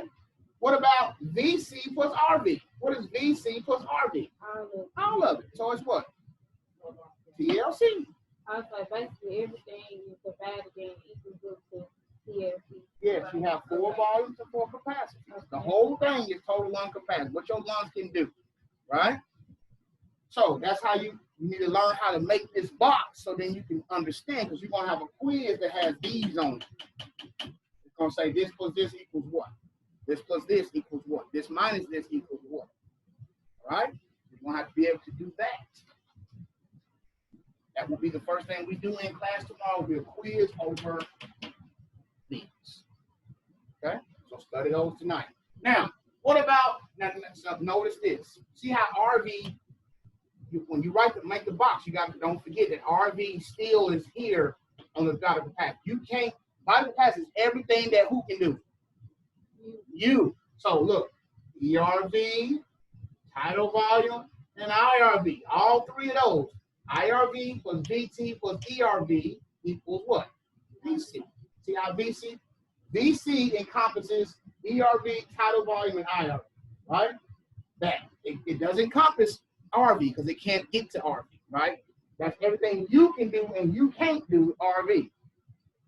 So when you make your box, don't forget to throw that RV back over there, okay? Some people put a little dotted line there. It doesn't matter. But make sure you put the RV back over there, okay?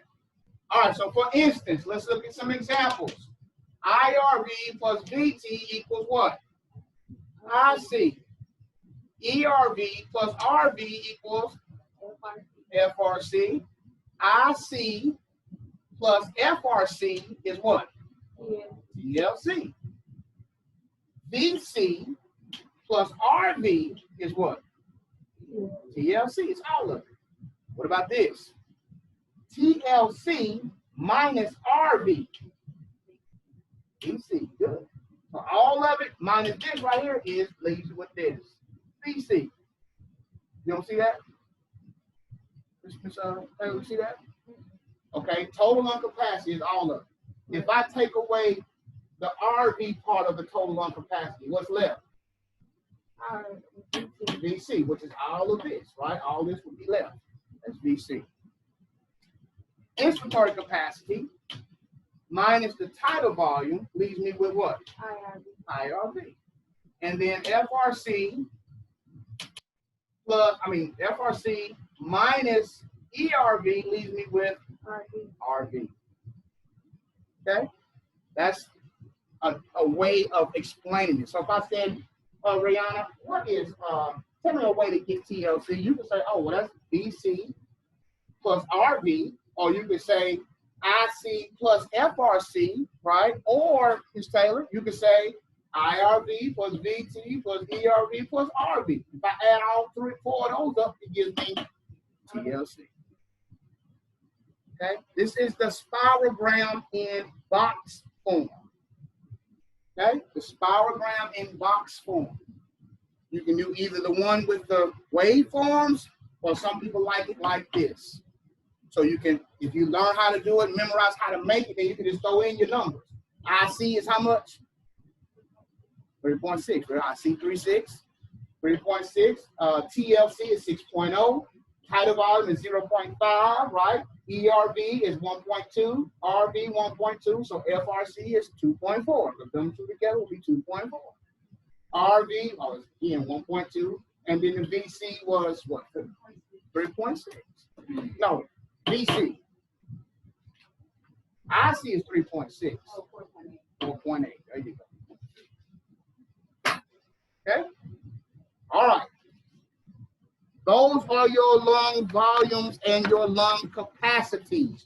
You have to memorize those and be able to tell me when you explain it what it is. If I say, Gabby, explain to me what RV is. First, what is RV? Residual volume, and define it.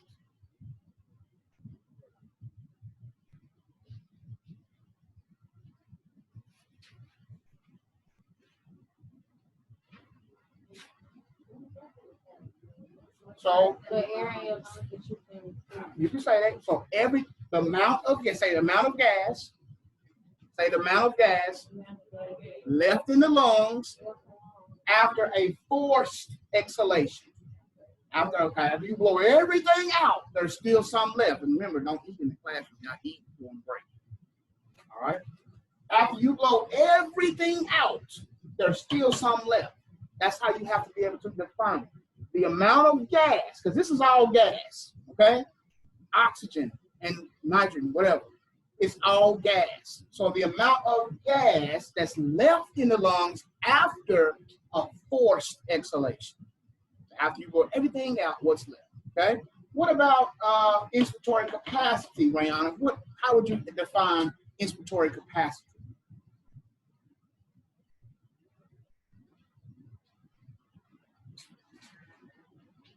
And use it in the form of the amount of gas. The amount of gas that what?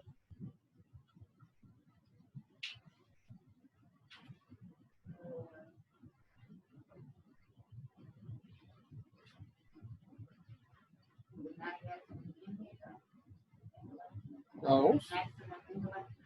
So the amount of gas in the lungs that can be inhaled after a quiet what?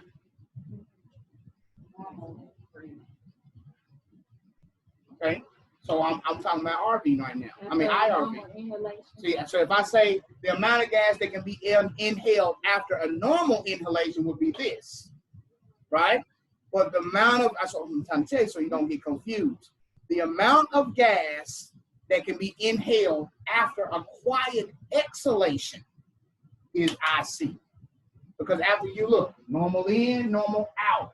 So after this quiet exhalation, everything that I can breathe in will be tidal volume plus IRV is IC. So the amount of gas that can be inhaled following a quiet exhalation is IC. Okay? IC is right here. All of this. So the amount of gas that can be inhaled after a quiet exhalation. So I blow out, and then I breathe in, tidal volume, and keep on, IRV. Those two together is my inspiratory capacity. So inspiratory capacity is the amount of gas that can be inhaled following a quiet exhalation.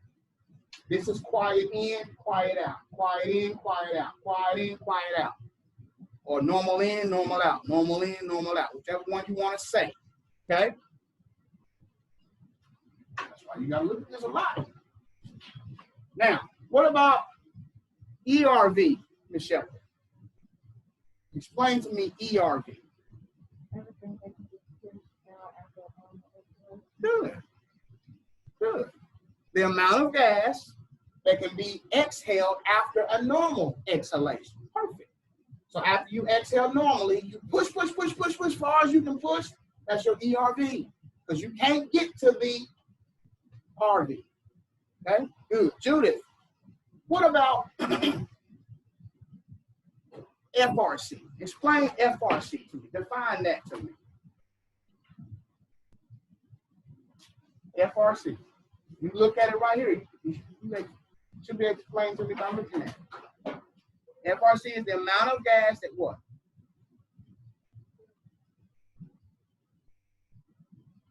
Amount of gas left in the lungs after what kind of exhalation? No. After I force it will be here. ERV is what I force out, right? So the amount of gas left in the lungs following a quiet exhalation. This is quiet in, quiet out. So the amount of gas left in the lungs after a quiet exhalation will be this, FRC. If I force it out, then I'm getting into the ERV. Okay? If the amount of gas left in the lungs after a forced exhalation would be RV. Okay? Because if I force, blow, blow, blow, blow, blow, blow, blow, blow, blow, and I'm stopped, there's still some gas left in there, and that's my RV. Okay? All right. So it's in the book as well. Let me give you the pages. Spirogram, page 408 in the new book. 408. 408 is gonna have, so anywhere around that page in the old book, I'm not sure. But 408, matter of fact, it might be over here. Let me see. Yes. I think it's 419 and 420 in the old Egan's book. The old Egan's book, page 419 and 420, should give you your normal values of your normal values of your lung volumes. And I also have 414 and through 416. So yeah, so say 419 and 420, so that's cool. So you look in that chapter, in this chapter, you need to look at it and read it. It's going to show you and tell you ERV. It's going to explain it to you. It's going to tell you IV, IRV, IC. It's going to explain it to you guys. Can't go just by off the lecture. You have to read this so you can really get a good understanding. So when we start throwing these numbers up, because guess what? When you take your oral exam, you're going to have these questions, part of the oral, and that's 16 times your grade, right? So they're going to say, oh, okay, tell me what ERV is. You got to be able to tell me what it is and how much it is. Tell me what PC is, what it is and how much it is.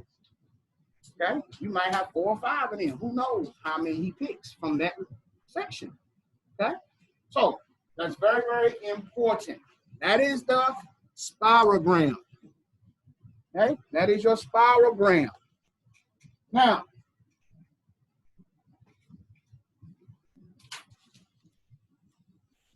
if you just memorize what you see on the notes, what you got on your note-taking guide will be perfect as well. Okay, because like it tells you what it is, maximum inhalation following quiet inhalation is your IRV, how much it is, and you good. Okay. Now the next part will be our. Let's talk a little bit more about FRC and lung compliance. FRC and lung compliance. Let me go into that before I go into the classifications.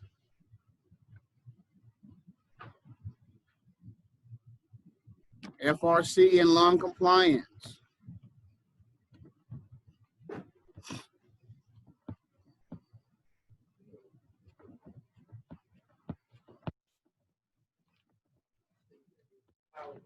We already did this part.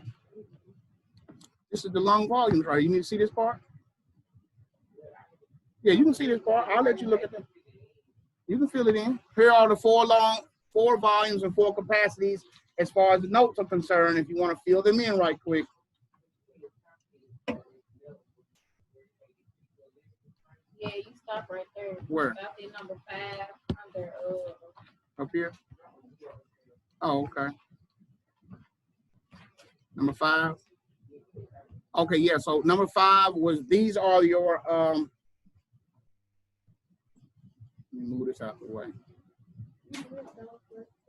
Yeah, we did this part right here. The thoracic deformities. I talked about the decrease or less compliance. When somebody has a low compliance, these will be the reasons. These type patients, right? We already talked about pulmonary consolidation, pulmonary edema, pneumothorax, abdominal distension, ARDS, pulmonary fibrosis, and thoracic deformities. Is it 2 more? Okay, and then complete airway obstruction, when it's completely obstructed. If you have a chicken bone in your large airway, then the air can't get to your lungs, so your lungs won't do what you want them to do. That will be a low compliance. Work of breathing, yeah. When you have your low compliance, you're gonna have a hard time what? Breathing. WOB is work of breathing. So somebody who has a low compliance or very, very stiff lungs, they're gonna be harder for them to breathe, right? It's gonna be harder for them to breathe, yeah, correct. All right. What did we say? Some reasons why compliance would increase. We just got through talking about reasons why compliance would be low and what type of patients or diseases we would see in someone with a low compliance. Now we're going to talk about some issues we may see with somebody with a high compliance, right? High compliance. Alveolar distension, when the alveoli has been stretched open, right? It's stretchy, real stretched or deformed, like the alveoli has been distended, all right? That would be a high compliance. Alveolar septal defect, right? Alveolar septal defect will be a high compliance. The main one is C, obstructive disorders, which are your C-babe diseases. C-babe diseases.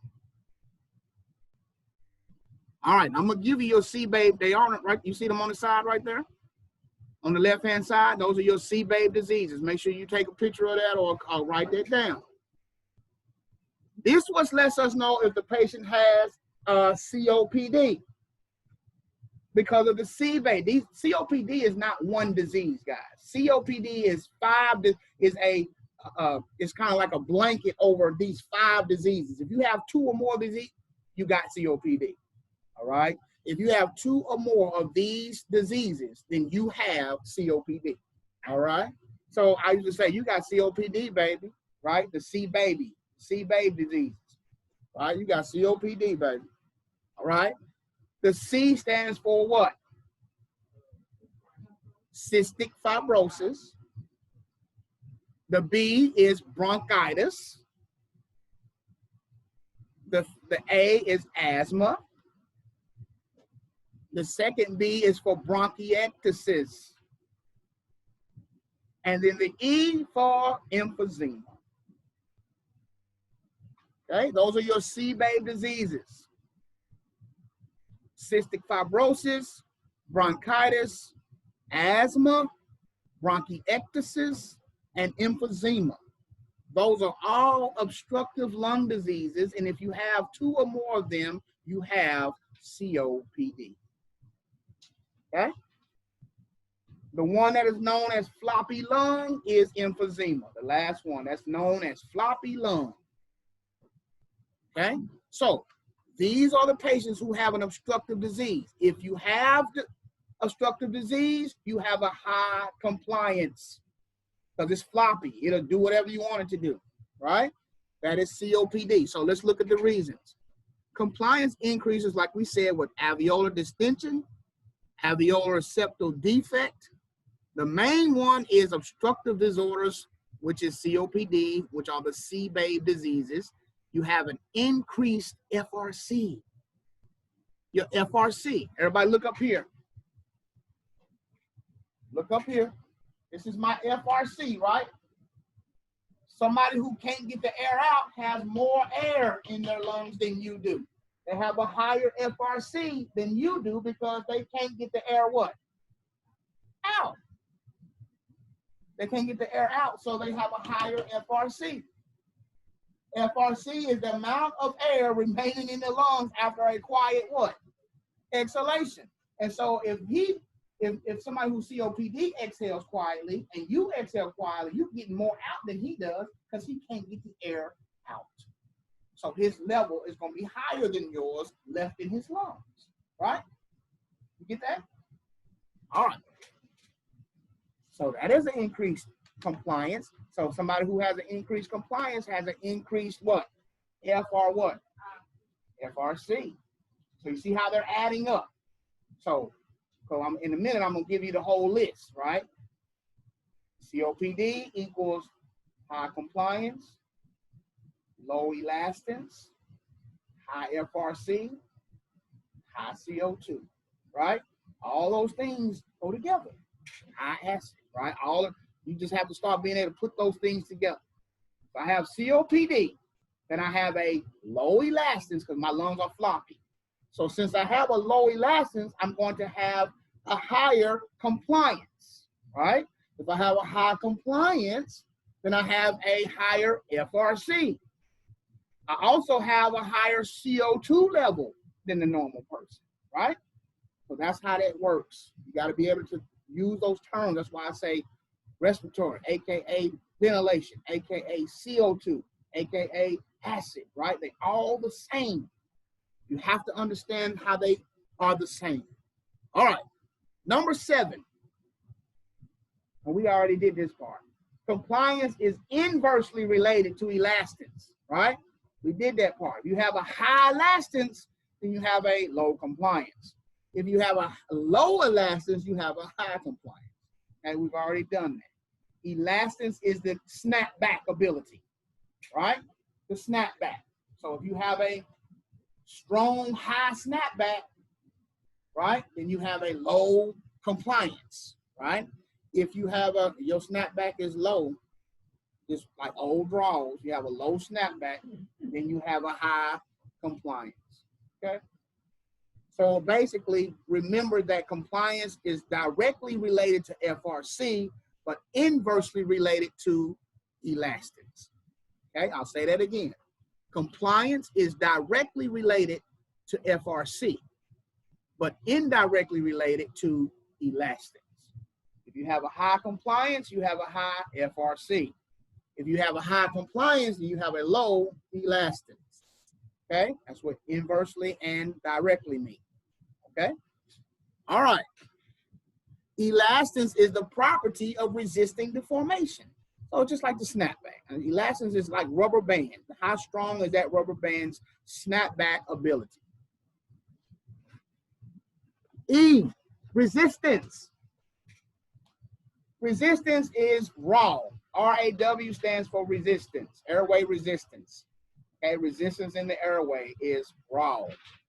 That equals PIP minus the plateau pressure divided by the flow in liters per second. Resistance formula is RAW equals the peak inspiratory pressure, which is the PIP, minus the plateau pressure divided by the flow in liters per second.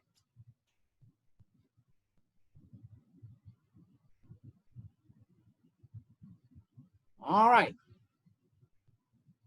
If you have an increased resistance, then you're going to have an increase in your what? WOB, which is what? Work of breathing. Work of breathing. Resistance, like putting your finger over a water hose. When you put your thumb over that water hose, you build up the resistance in that water hose, okay? And it's harder for the water to come out, right? So when you make the diameter of the water hose smaller, then you increase the resistance, right? As the diameter of the hole gets smaller, the resistance increases. So let me stop my share right quick so everybody can see this. All right, so let's look at that, what I just said. Airway resistance. Raw is the airway resistance. That's PIP minus the plat divided by the flow in liters per second, which is the flow. All right? Here comes another man's law. We talked about Laplace being the law of the surface tension, right? Saying that the larger bubble will suck in the smaller bubble. That's just his law. He says two different alveoli can't coexist if they don't have surfactant, right? Because of surfactant, then, hey, we can smack him in the face and say, yes, we can, okay? Because of surfactant. Now, another gentleman's name, which is Poisson. Say Poisson. Poisson. Poisson talks about the diameter and resistance. So look at this. This is a water hose, right? And from one point to another is the what? Diameter. Right? The distance around a circle from here to here is the diameter of the circle, right? So if you got a water hose here, let's just say, right, got water flowing through here, right? It's a water hose. Well, what if I put my thumb over half of that? Then I increase the resistance inside of there, right? The resistance becomes so high that the water on the other end squirts out far. right? Because I just increased the resistance.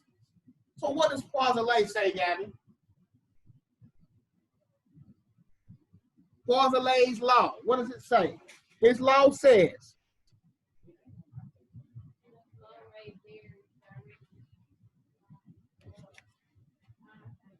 I'm about to tell you, let me see, hold on. Poiseuille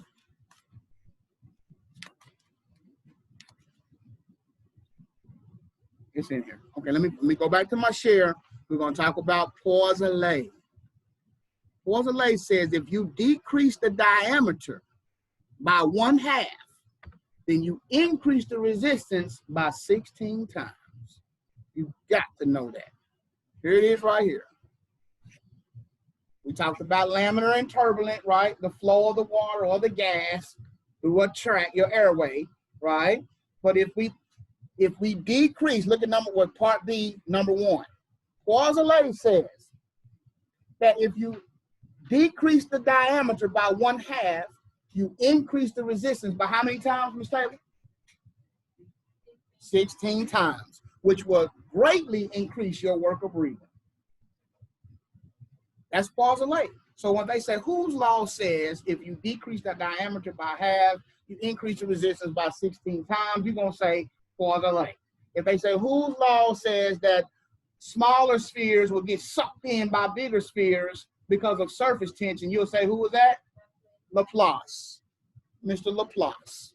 All right, that's all, that's all too. Don't overthink it, over worry about it. That is his law. And you think about it, when you have a water hose just running freely and you put your finger over half of that water hose, then you have just increased the resistance inside of that water hose by 16 times. And the pressure increases so much that the water starts to skeet out of the other end. Okay? That's what that little nozzle is. When you buy that little sprayer for your car on your water hose, well, when you screw it on there, all it's doing is decreasing the resistance. All it's doing is decreasing the diameter of the water hose, making it come out really hard. That's all it's doing. So the more you decrease the diameter, the higher the resistance and the faster that's going to come out. Okay? So Poiseuille says that flow rate varies directly with the radius. The flow matters of the radius of the tubing, right? Or the diameter, right? It matters, right? Small changes in airway radius will dramatically affect the flow and resistance. So when you get secretions, everybody look right here. Look right here, Ms. Taylor. This is a normal airway, right? Normal, right?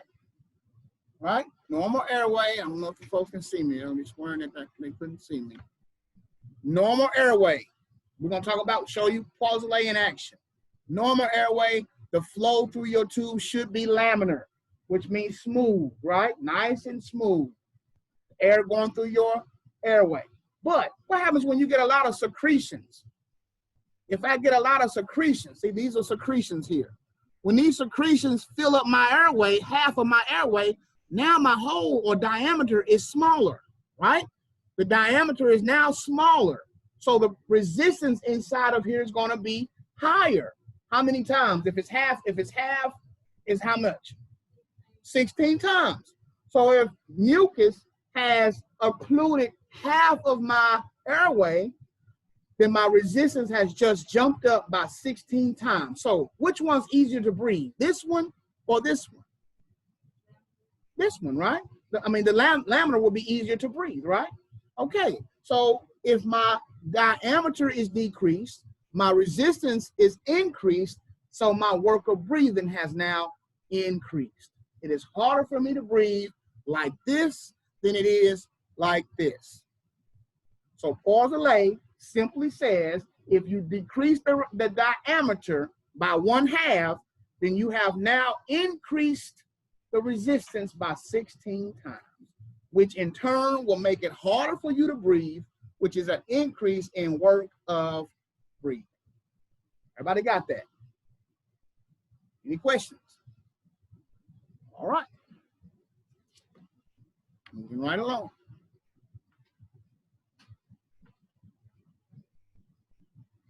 All right. We said turbulent. Now, turbulent is when you have a Reynolds number greater than what? Remember the number? A Reynolds number greater than 4,000 is turbulent. A Reynolds number less than 2,000 is what? Laminar. Good, laminar. Anything in between is mixed, okay? So number 2 says turbulent, which is non-laminar, or eddy flow. They call it eddy flow, all right? I don't know why. Somebody named Eddie must have figured it out, all right? Turbulent says the higher the flow, the more resistance. So the harder you blow through a tube, the more resistance starts to become. Because look at me. When you blow through, faster the air goes through a tube, it's going to start to flip. Okay, when air is going through an airway, smooth and slow and normal, it just flows with no problem. But if you increase that flow, then now the air is going to start going flipping and going all kind of directions. That's becoming turbulent, right? That's why at a plane, when you go across you go through a cloud that has air moving in several different directions, you have turbulence. It shakes the plane because the plane is not going smooth on that one directional air. It just hit pockets of up, hit pockets of down, left, right, and it's making the plane shake and move. That's why they call it turbulence.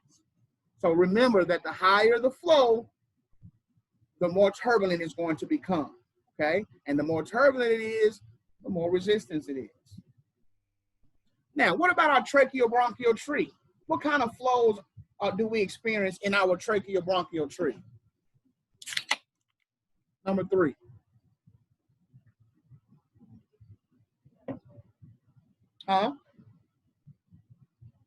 Has both.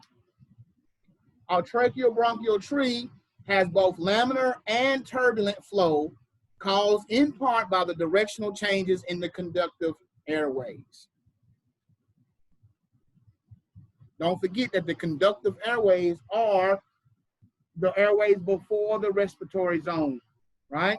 All of the airway from your mouth all the way to the terminal bronchioles, all of those are just conductive. They are trying to get the air to the magic, which is the parenchyma of the lungs or the respiratory bronchioles, all right?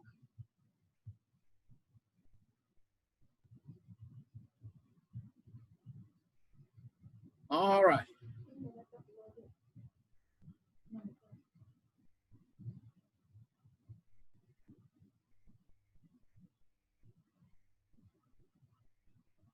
It's being recorded though, so just remember that. Y'all can always go back and look at this exact video to get what you need.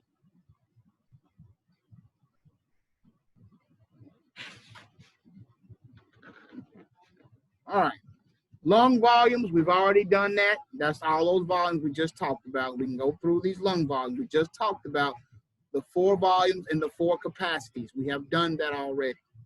The last thing we're going to do for today, classification of ventilation. Classification of ventilation. Last thing we're going to do for today. Classification of ventilation. And we'll start. We may not finish it, but we'll start it. Classification of ventilation. VE equals minute ventilation. Now, you must look at me because you're going to say, well, you didn't say that. I didn't see that. Because in Microsoft Word, we're not able to put a dot right there. Let me show you what minute ventilation is. Look right here. Minute ventilation is a V with a dot in the middle. So when we talk about minute ventilation or minute volume, you have to put this dot. If you see one without the dot, and it says minute, they talking about minute ventilation. Because, you know, typing it up, I have no way to put a dot there, okay? So V with the dot and E is minute ventilation. Minute ventilation is frequency times tidal volume. Frequency times tidal volume. Frequency times tidal volume. That is your minute ventilation. That is the patient's minute ventilation. How much volume are they moving in a minute? Right? One breath, a normal tidal volume is about 500 cc's, right? So about 0.5 liters in one breath. But we want to know how much are they moving in a minute? Well, that depends on how fast they breathe, right? If somebody's breathing super fast, they're going to move more air than you who's breathing super slow. So to get a better understanding of their ventilation, are they blowing off too much CO2 or not, we look at the minute ventilation, right? And we can calculate that by tidal volume times what? Frequency or respiratory rate, same thing. Frequency and respiratory rate are the same thing. Now I'm about to erase so we can work on these minute ventilations.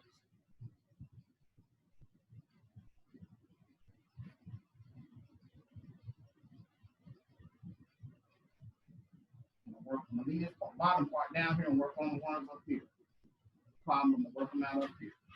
All right. Classification of ventilation. You got minute ventilation. You have alveolar minute ventilation.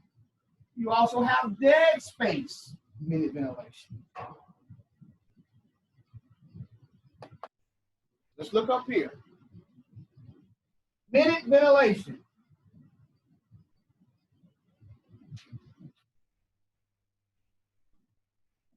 is V with the dot E. You all right? And that is frequency times tidal volume. Now keep this in mind.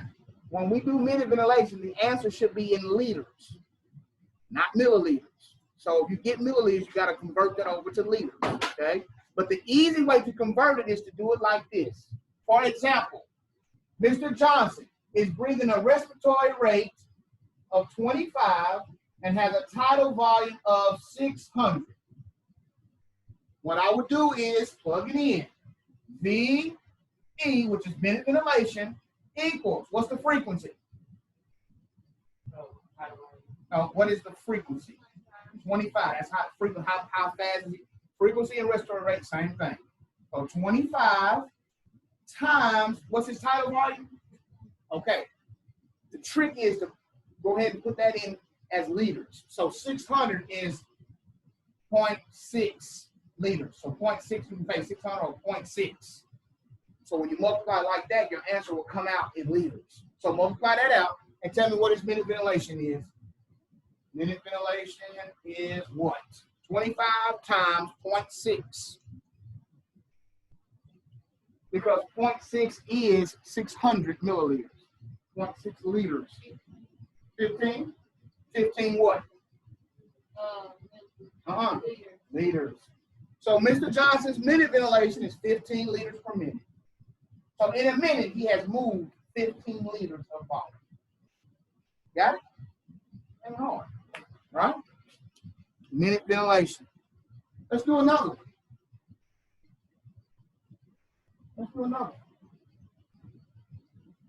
Now, this is all of the volume from the nose all the way down to the respiratory bronchi, the alveoli. All of it is the minute ventilation. We're going to understand a little bit later the difference between alveolar ventilation. I just want to know what's in the alveoli. That means I have to subtract all of the rest, the conducting zones. Remember I said, gas does not exchange in the conducting zone, right? Does any gas exchange in the nose? Is there any gas exchange in the trachea? Is it any gas exchange in the left and right main stem bronchus? Is there any gas exchange there? No. Is there any gas exchange in the bronchi? No. We ain't got that. Remember, the gas exchange and the magic don't happen until we get to the respiratory bronchiole. That's where gas starts to exchange. So is there any gas exchange in the trachea? Is there any gas exchange in the left and right main stem bronchus? Is there any gas exchange in the bronchi? What about the regular bronchioles? Terminal bronchioles? Respiratory bronchioles? Yes. So everything from terminal bronchioles to the nose is what's considered dead space. That's dead space. Because ain't no magic happening. It's dead. That's just wasted ventilation, right? From your nose to there is just gas sitting in there that's only being conducted to the right place, okay? So what we're talking about right now is minute ventilation of all of the airways. That's all of the airways, okay? And then after this, we'll talk about how do we find what's actually the minute ventilation in just the alveoli, okay? You'll find out in a minute. So what about Mr. Johnson came back now and we did something different? All right, so we have I just use frequency. He's breathing at a frequency of 16, right? And has a tidal volume of 450. What is his minute ventilation? Remember, use that as a decimal, 0.450 when you do your problem. What is his minute ventilation?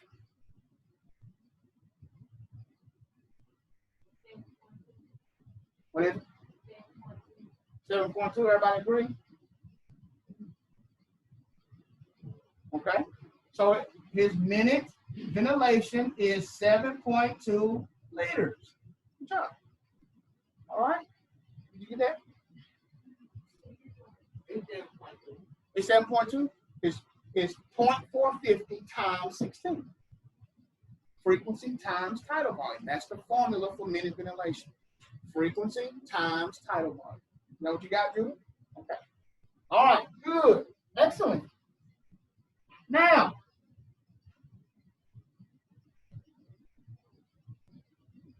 everybody has tidal volume. I mean, everybody has minute ventilation. Now we're going to talk about the doctor or the pulmonologist usually wants to know, I just want to know how much is actually taking place in gas exchange. That's what matters. The rest of it is just wasted ventilation. I could care less about that. But if I really want to know how you're doing, whether you are passing enough CO2 back and forth, then I will look at your alveolar minute ventilation. All right? So in order to find your alveolar minute ventilation would be V with a dot and a big A. That's alveolar minute ventilation. So this is alveolar minute ventilation. Alveolar minute ventilation is A, B with an A, B with a dot, A. And this is frequency times tidal volume minus dead space. Because remember I told you, from the nose to the terminal bronchioles is just dead space, right? So we just have to subtract that out and then multiply the frequency, and that's the alveolar minute ventilation. Okay? Well, so you say, Mr. McCarthy, how I know what the dead space is? Okay? How do I know how much dead space is there? Right? I'm about to show you. Here it is right here. Dead space is what? What does it say down there? How do I find the dead space? 1 cc per pound. That's the formula for dead space. Dead space is 1 cc per pound. So if you weigh 150 pounds, you have 150 cc's of dead space. Understand?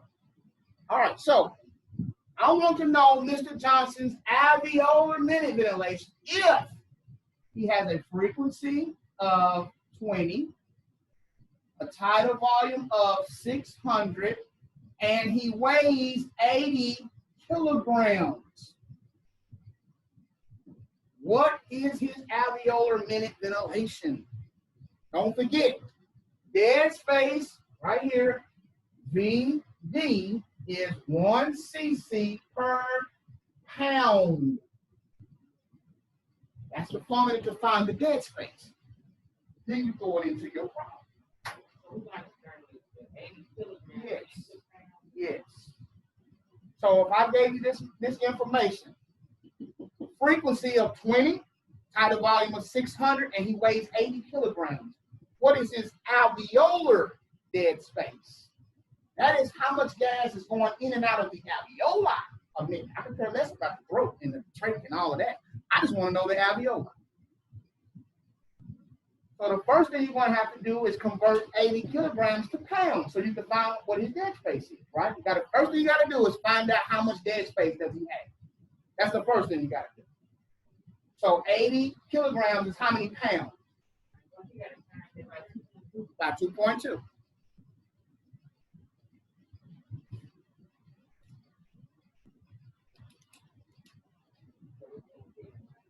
Okay, everybody agree?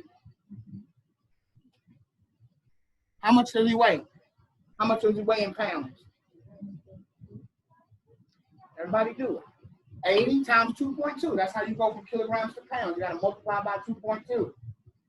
80 times 2.2 is what, Michelle? 176. Y'all get that? All right. So look, everybody look up here. Everybody look up here. 80 kilograms is 100 and what? 76 pounds, right? All right. So we know he weighs 176 pounds. So how much dead space does he have? 176 cc's, because dead space is 1 cc for every pound. Right? Do it? Okay. So now let's throw it in the formula. Let's throw it in. I'm going to erase the rest of this stuff. Let's throw it in the formula right here. We say he weighs 176 pounds. So alveolar minute ventilation equals frequency. What's the frequency? It was 20. 20, and his tidal volume was 450. No, it wasn't 600. Was it? His tidal volume? Okay, so 600. So 0.600. Well, right now you don't do point when you're doing this part. Okay. Subtract it out first, then put your point. So let's just plug in. Yeah, just plug in first. Alveolar minute ventilation. Say we're almost through. Alveolar minute ventilation. We said his free. I wish I wouldn't have erased it. He has a frequency of 20, tidal volume of 600, and he weighs 176 pounds. Okay, so plug it in. Alveolar minute ventilation. Frequency is what? 20 times, and we got to do tidal volume minus dead space. So tidal volume is 600. How much is his dead space? 176, right? Now, let's do what's in parentheses first. So 600 minus 176 is what? 424? 624. I mean, yeah, I'm sorry. Okay, 424. Okay, so we bring it down. VA equals 20 times, what'd you say? 424, and that's when you put the point. You can do the point right there before you multiply. Do the point right there before you multiply. So 20 times 0.424 is what? Everybody work it out. 8 point what? 8.48. So his alveolar minute ventilation is 8.48 liters. That's how much is going in and out of his alveoli every minute. And we're going to do several of these. Okay, we're going to do several of these coming up. All right, so you're going to have plenty of time to practice these. All right, so I want you guys at this point, I want you to write them formulas down. You need to have a piece of paper or your formula sheet, whatever you use for your formulas, and have all of these formulas down. Here they are right here. Make sure you guys take a picture while you're online. You can just go back and look at it, pause it or whatever. But these are the formulas here. You have your minute ventilation, alveolar minute ventilation. You have your dead space. You have your tidal volume, how we find tidal volume if we don't know it, right? And then our compliance, all right? Over here is the types of dead space, which we'll talk about tomorrow. We'll talk about tomorrow the types of dead space, because we have some anatomical, we have alveolar, and we have mechanical, which is extra tubing I put on the tube, right? And physiologic is anatomical and alveolar added together. That's all it is. But make sure you have that, because I'm gonna give you you don't have to do it for attendance, but I'm going to give you an assignment to work on tonight, which is going to help you practice those formulas. Okay. All right. At this point, I'm going to stop the recording. You guys look in your Canvas. You will find a worksheet that talks about the volumes. Okay, not the spirogram volumes, but there will be one that is the classification of ventilation. I'll rename it tonight, classification of ventilation worksheet. And it's going to take you step by step. It's going to tell you just the volume, then the minute ventilation, right? Then alveolar minute ventilation, dead space. It's going to kind of go over those. Try your best to work those out, and we will work them out tomorrow together, okay? Try your best, though, to work on them tonight by your reading and what you just learned, all right? All right. This will conclude the class for today, and I will go in and put classification of ventilation in. Be very sure to look at this tonight, y'all. You make sure you study. When you go home, you need to get on this, because if you don't, you're going to forget it. All right? You're going to forget it, and you're going to have to know it to pass this next test. Again, 3 people passed.